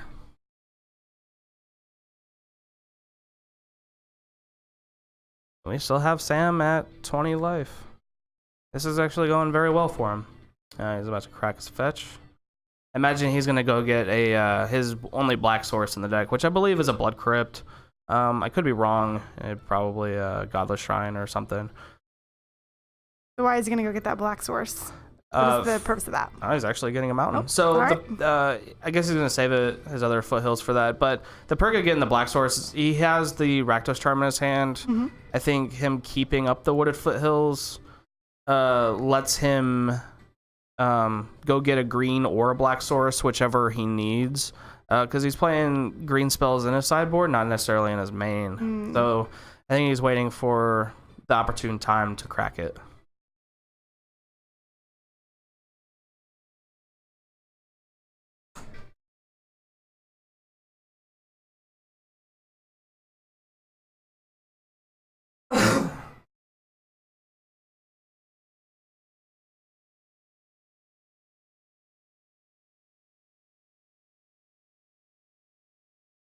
We have Mark going to 9 after the Rift Bolt, and we have a 2/3 swinging in into a path.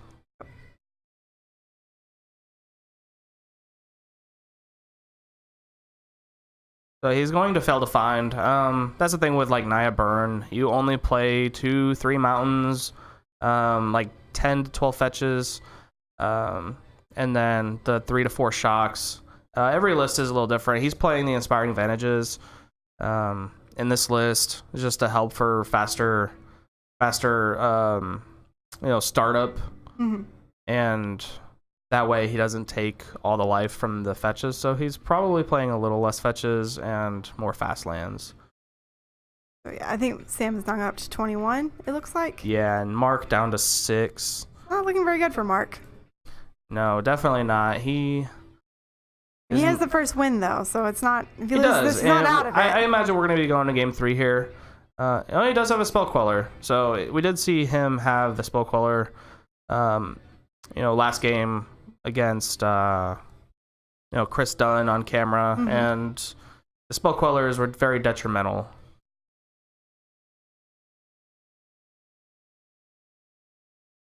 So he did go get his Singleton Blood Crypt with his Wooded Foothills at end of turn. This is so he can cast his Rakdos Charm. Because he's at 5, he now has, and his opponent has 2 creatures, so now he just burn spell, so he Skull Cracks, and then Rakdos Charm, have his opponent lose 2 life. I don't know why he just didn't do it there. He's at 5, and I'd be worried for his opponent to have another Spell Queller at this point.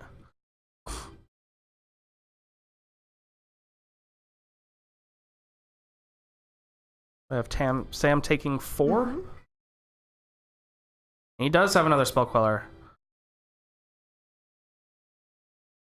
Spellcaller seems to be working for him. So he's going to Rakdos Charm him here, assuming he's going to take 3 damage, putting Mark to 1.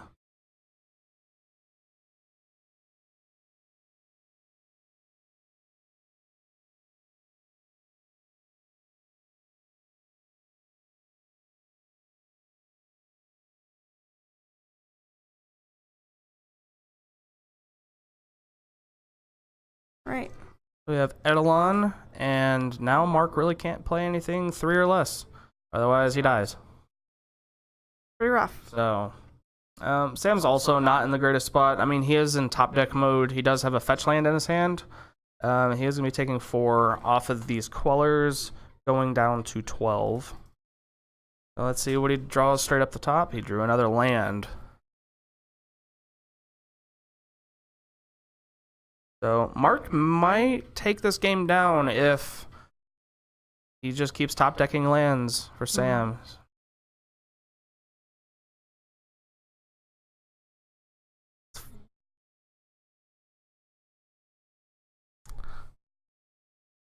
All right, so we have Sam fetching at end of turn. Mm-hmm.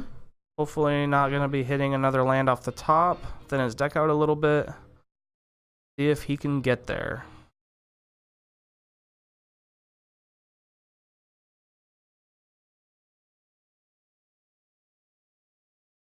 Any burn spell off the top does it, because he can't respond with another Queller, otherwise he punts the match. You at hate that 1 life. feeling when it just comes down to what you draw. Basically, yeah, there was a... I've played against a lot of burn players. What does he draw? Oh, He draw a Shrine of Burning Rage. Well, that's not horrible. At his upkeep, he will win if his opponent does not gain life.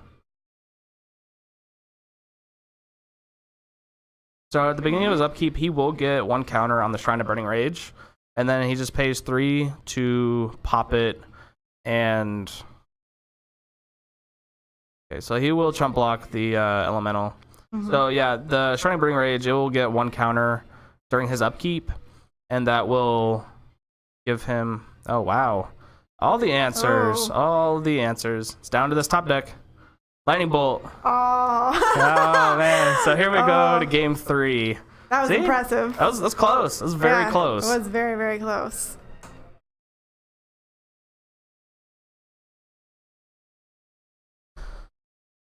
So we are going to game 3 here. It is tied up 1-1, and with Mark being on the play, you know, he's going to have hopefully has a faster start than last game. He does play Birds and Nobles. I'm not sure if he sides any of them out, just because, you know, my opinion, that's not really a great thing to do. But Yeah. because it accelerates your mana, you can have turn 3 Rhinos, turn 3 Falcon Wrath Aristocrats. Bunch of hasters, 4/1. Let me pull that up on the screen here for y'all.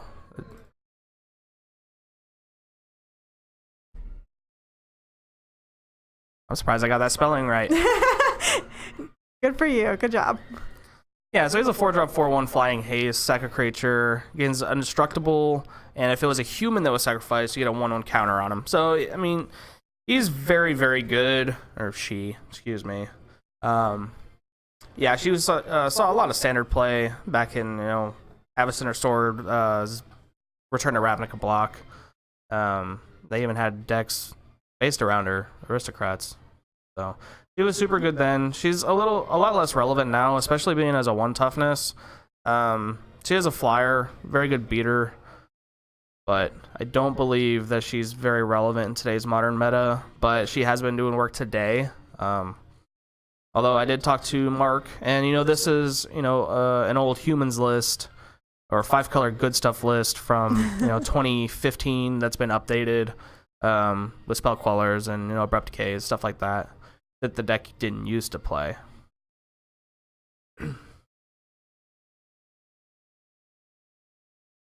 Yeah, so both players are keeping. He does not have the turn 1 mana dork. Here in game number 3.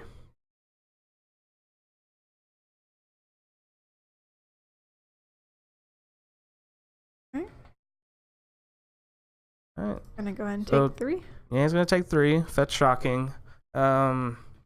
See what he does here. Mark does have Path in his hand. Don't know if he is going to, just use it on this Goblin Guide or just wait. He gets a Razor Verge Thicket. He will Path it, so he will accelerate Sam's mana, which is not always the best thing, but taking 2 less damage is beneficial.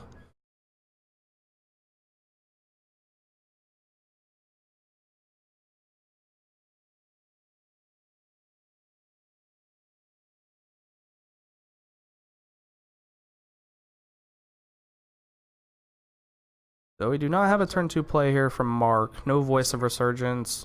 Not entirely sure what his hand is looking like. I know he has a 3rd Razor Verge with 2 Spell Quellers, I believe. Maybe 1. See how this is going. Seems like he's getting a slow start like last game, which didn't work out very well for him. We have a Swift Spear attacking. We have no response before damage, so no prowess. But we do have an Eidolon of the Great Rebels coming down as a 2/2. And Mark falling to 19.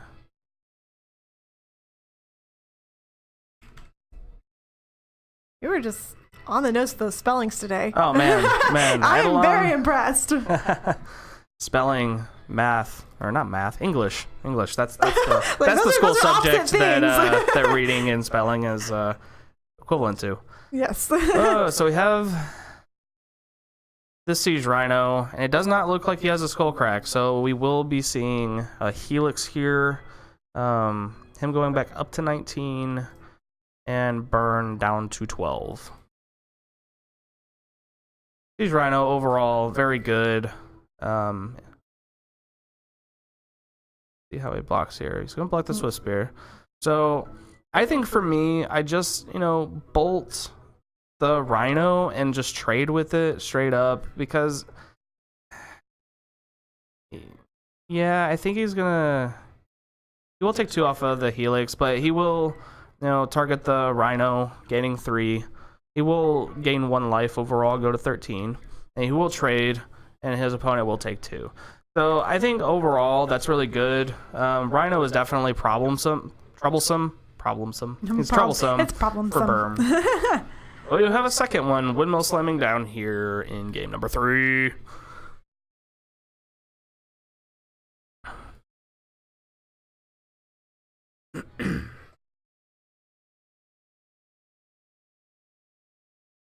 So I think this is going to be kind of a repeat of what, when he played against Burn earlier. He's going to leave the Rebels in play because Sam is very low right now, and he doesn't really care because it's already going into super late game.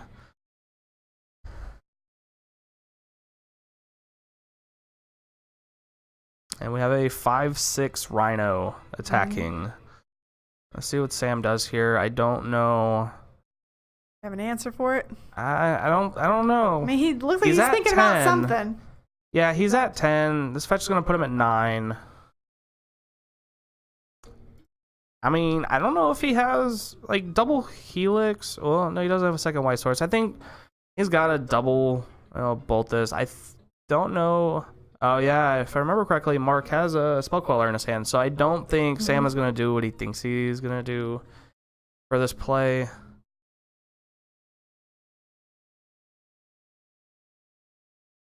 With the trigger, he will lose 2 life down to 7. And Mark will lose 3 off of the Searing Blaze. He's going to Helix. Yeah, he does have the Spell Queller.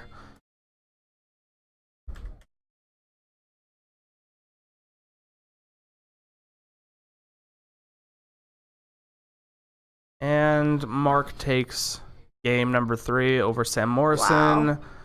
Going to 5-0 here at Nexus Wednesday Modern. We will be right back with our final standings with Mark and the unknown player Either in the finals. we might have Mark versus Mark. I don't know. It might be Mark versus Mark, or it's Mark versus Chris. We'll see. Yeah. So we will see. It'll either be 5-color against Merfolk or 5-color against Infect again. And which of those did you build? Because I know you built Mark's deck. Not I white. built Mark Merfolk. I just was like, here's a deck. You know? You want to play? This is what I got. Or, like, this is what you're gonna it's play all today. in the same like pages in the binder. Like all the Merfolk are in one section. So I'm like, the least amount of work to put together. So this the is least what you amount get. of time because I Yeah. didn't have a whole lot of time before I came up here. So Yeah, I was like, that's this fair. is the deck. I'm gonna hand you, play it. No. Well, maybe Be we'll get happy. to see your work on camera. We will see. Yeah, we'll see. Because I know Mark and Chris played earlier. Mm-hmm. I think Chris won ended that up one. winning. Yeah. Yeah. So now that they played again in semis, both at 3-1 records. Yeah, we will be right back with this finals matchup. I'm Nathan French. Yeah. And I'm Sarah. Good job to all the players. We'll be right back.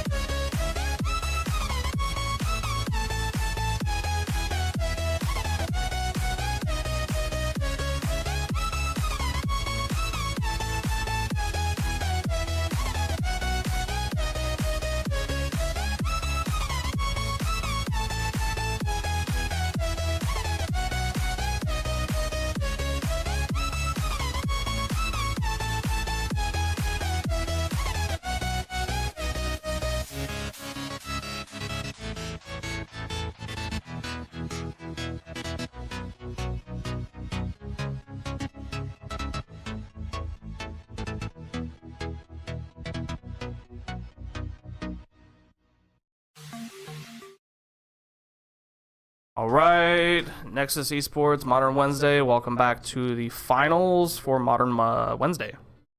Welcome back, guys. We got Merfolk. We got Merfolk versus 5-color aggro here in the finals. Should be a pretty interesting game. I expect Spreading Seas and the Seas Claim and Mark's sideboard to do a whole lot against this 5-color aggro deck on 0 basics. No, he actually plays one. Plays one forest. Oh, Yeah, interesting. a hot tech forest. So we have both players, one at 5-0 and one at 4-1. Mark beat Chris Dunn over here Yep. after Mark's only loss for the day was against Chris Dunn Yep. earlier came in the back. day, too, in fact. Dealt 9 infect to him twice in a row. Feels bad, man.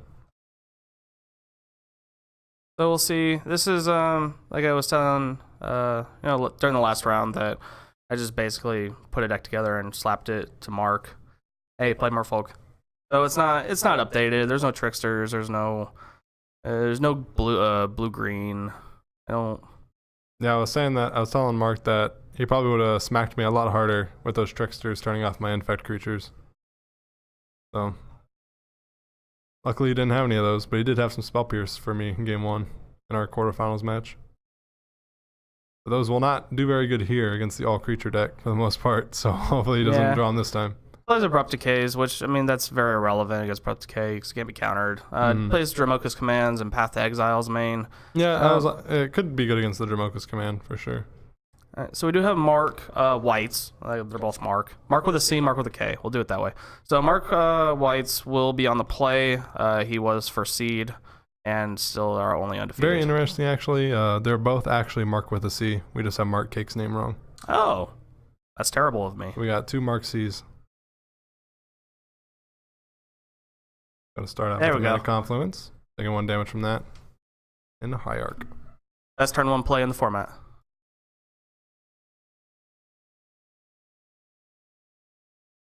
And also best play from both decks. So we have a Mana Dork and a Vial. Oh, my bad. It's Mark Kake. Oh, there's something we haven't seen. We have a turn 2 Menace Rider from Mark over here. And we'll go to 17. Mark going to be taking up the Vial. I saw a Curse Catcher as well as a couple Silver Gills. I do see that Spell Pierce in his hand. Ooh, man, that is super shiny. Man, I love my foils. Those basics even foil? No, unfortunately not. So we do have Spreading Seas coming down. Hey. Believe on the Mana Confluence? Yes. And he will draw a card off of that. Still has Vial at 1. I do believe, yeah, he does have the spell, Curse Catcher, excuse me, in his hand for a block if he needs to. Mark going to get kicked down to 14 here from the Manus Rider. Or 1 extra. Yeah. So wouldn't he be at 12? 5. For both turns? Does it hit for 4, hit for 4? You're right. Gonna either Vial on the Curse Catcher. Yeah, it's pretty funny. Those new lists, they don't even run Curse Catcher anymore. They just run 4 Harbingers and 4 Tricksters. Yeah. It's pretty crazy. That's awful. I'm terrible. But the Trickster is so good. Like, Over Jerry and a Curse Catcher swinging as a 2/2. Mark's gonna be fighting back a little bit. You should have the Adept to Aether Violin off the Vial as well.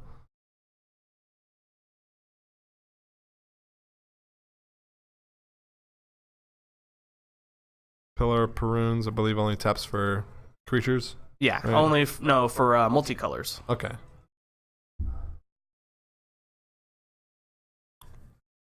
So, and Mark taking another 4 from this Manus Rider. Yeah, Manus Rider looks like it's gonna possibly go the way. The Silver Gill coming into play. Drawing Mark a card. Trickster is Litster. You're such a child.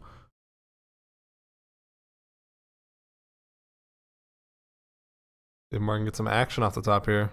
Gonna be leaving that Vial at 2. I do see the Lord in his hand, but he does have another Rejury as well. Surprised he actually doesn't gonna take that up and try and go off. He does have 1 Rejury in play already, so if he actually casts the And he has the second Phantasmal. one, yeah. Okay. So I think he can actually combo off a little bit here. Playing the second one, he'll untap a land, play a Curse Catcher, untap 2 lands. Ooh. So he'll use it to combo off a little bit Holy here. moly. Or there's a path 1.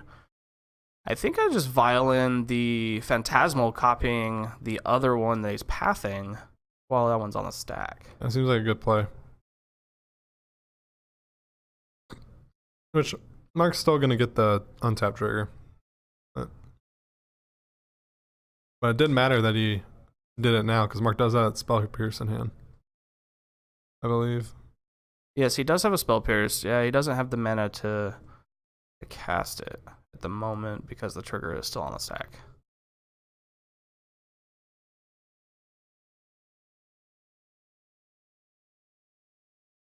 Mark in deep thought here.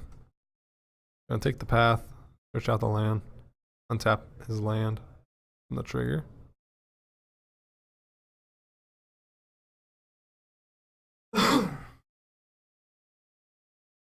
So I guess depending on how the rest of this turn plays out, who do you think is in favor of this match? Depending on what Mark floods the board out here with, could definitely be in favor of Merfolk. He does have the Curse Catcher too, so I'm gonna say the Tide's definitely in the 5-color aggro's deck's favor, but I think on the clap back here, it's gonna start hurting. Yeah, and he's going to play his Master of the Pearl Trident. His trigger, he's going to untap Or tap down. 2 permanents. Could tap down the Mana Strider. I mean, I guess they all have Island Walk, so it doesn't matter. But He's going to get in here for, I believe, that's 3, oh, 5, 6, 7, 8, 9. So he's going to get in for 9 damage here. Mark is coming with the clap back.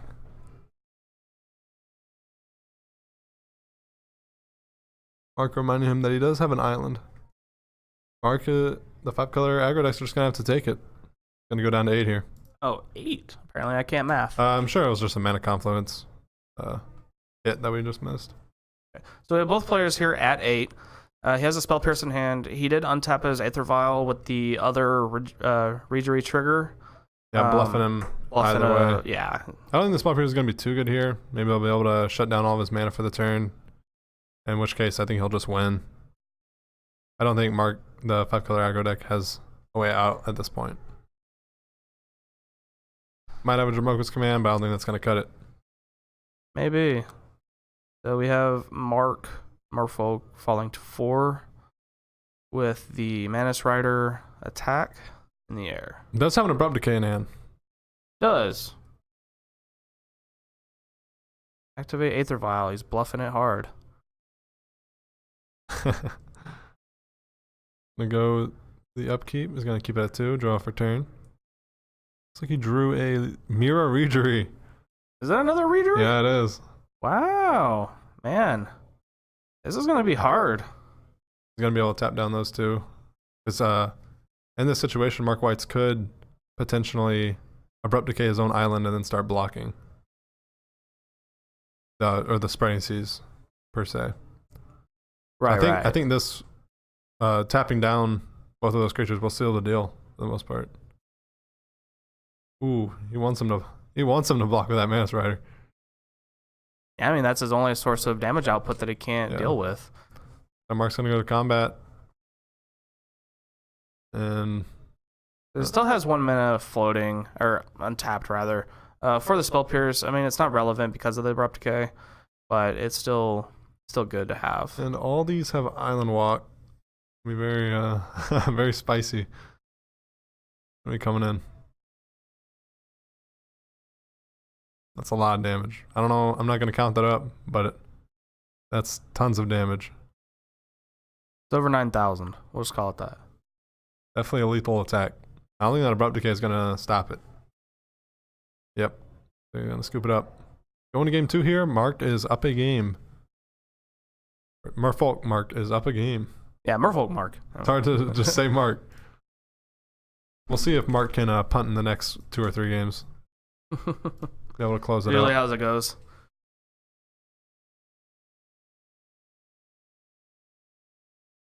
So now discussing sideboards. Obviously, I know what Mark on Marfolk is playing. I did look at Mark White's. So we got a worship. sideboard. Worship's Yeah. coming in. So he does bring in worship. He does play like Gaddock Teague, Stony Silence, Yeah. Damping Spheres. Not all of that super relevant. Ariok champion, I see. No Oh. Ariox. Really? I think I saw one. No Ariox, unfortunately. Alright. So it looks like Fiery Ooh, Justice, Fiery Staticaster, Justice, and a baby. Worship. Mark bringing in, I'm not entirely sure, but I think he'll bring in the Tidebinder Mages, Dismembers possibly for the Rhinos, and Aristocrats and stuff like that. Yeah. Um, One of my favorite sideboard techs against Merfolk is Magus of the Moat. It's basically just Moat on a 0/3 body. And let me tell you, it hoses down Merfolk. As long as they don't have any removal, you can protect it. Yeah, Vapor Snags and Dismembers. So we have him bringing in Tidebinders, I believe Dismembers, and I'm not sure what else he would bring in against this matchup.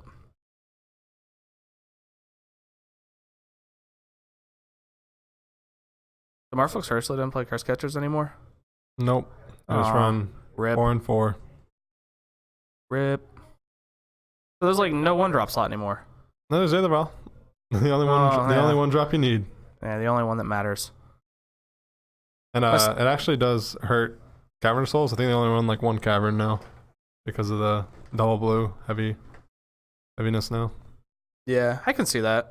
Well, I mean, Which cavern was like pretty subpar in modern right now, I'd say. Hey, I mean, Jeskai is coming a little bit back.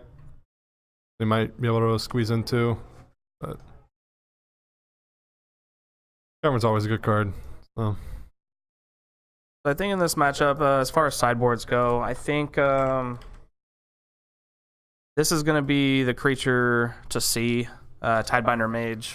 I think it was originally M14. yeah, it's M14 because it was in the mono blue devotion deck from standard. Right. Yeah. So yeah, it was M14. It's gonna tap down. It's gonna Able to lock down. yeah, a little freeze going on Yeah. any creature that he He's plays. gonna bind some tides under those Manus Riders, hopefully. So if I remember correctly, then we have both players mulliganing here down to 6, and Mark White's still on the play. And see how this game goes. Yep. I mean, as well, Mark did side in 3 Seas Claim, which are a Spreading Seas without the card draw, but they are 1 mana. I think that's going to be super heavy hitter this game as well, alongside the Tidebinder Mage. If you can draw both of those, he's in really good shape.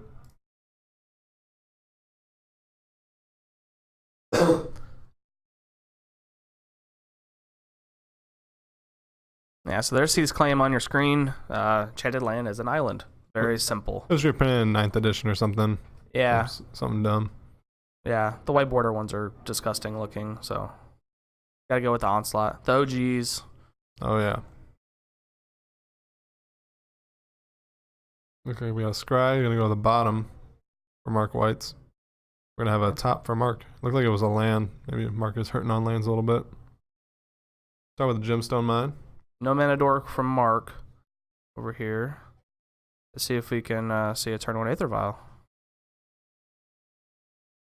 And we do. There we go. That's the dream. That's a pretty good start for Mark. Cake, cocky. So we'll see if he can capitalize on it. No turn 2 play. It looks like we got a couple Manus Riders, though, in the 5-color aggro's player's hand. And some Aristocrats and some Rhinos. Maybe a couple Spell Quillers. Who knows? Yeah. What color I can see being pretty decent in this matchup. The Seas Claim. Spreading Seas. Spreading Seas coming in on the Ziggurat. Going to draw the card off of it. Pass turn. Mark does have Dismember. That's going to be very relevant here, especially against Falconer the Aristocrat, because it is indestructible if you sack a creature with the activation. Dismember gets around that.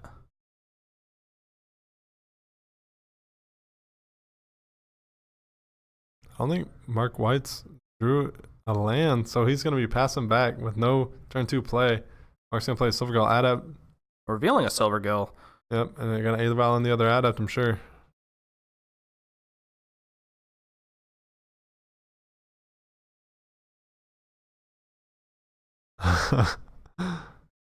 You know who that is, right? I'm guessing that's Josh Watts. That is definitely So- Josh Watts. Gonna have the land coming in and be able to tap the blue off the Ziggurat or the island Ziggurat. Be able to hit that Mana Strider and start beating in. Mark does have a Lord though. It's gonna start getting a little crazy. Yeah. Mark's just gonna be able to swing in unblockable. I am Lord. Yeah. Gonna take up to 3, maybe as a Reedry. And then we see land number 3. So it's a Minamo. I think he's got 2 Reedries. That's gonna be brutal. My heart just drops every time he bends one of those cards. We got a Lord as well. Untapping.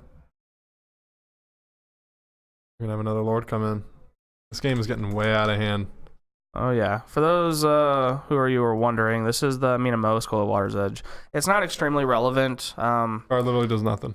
Yeah. So. Yeah. But it helps with Oboro. It's like a weird combo piece. We got some PogChamps in the chat room from Jason. Just couldn't make it out with us tonight. He was working, but it looks like he's watching from home. So. Yeah, you shouted out earlier. Glad you're still watching, dude.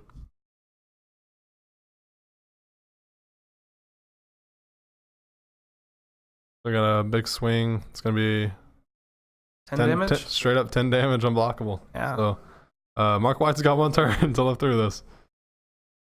And Mark does have a Dismember to stop anything that comes in his way. Looks like Mark White's does have a Dramoka's Command though. Might be able to get rid of a Lord with that. Infect was really bad without Probe. That's the first time I played it without Probe, and it was real sad. And of course, Mark K coming up with some balls to the wall aggro over here. So much for tempo. We're going aggro. Yeah, looks like Mark Cocky's going to be able to take this one down.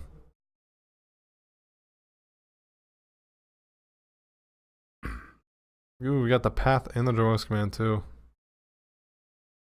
Ziggurat is And not remember, one of those is an island. Yeah. So we can't do both. Yeah, Josh, it's like as soon as Mark sat down, I was like, dude, there's no way that deck can beat Spreading Season C's claim. Hey, I got the Fish Squad, Guppy Squad coming in. Oh, and he draws his Oboro. So he does have the 2 pieces. Oh, he has a Harbinger. A trigger, tap down, and what a target. blowout. We got a slow roll here from Mark Cocky. He's gonna find some way to punt this game, I swear. He's gonna tap, trigger, bounce the creature. Oof. Let's see how this goes.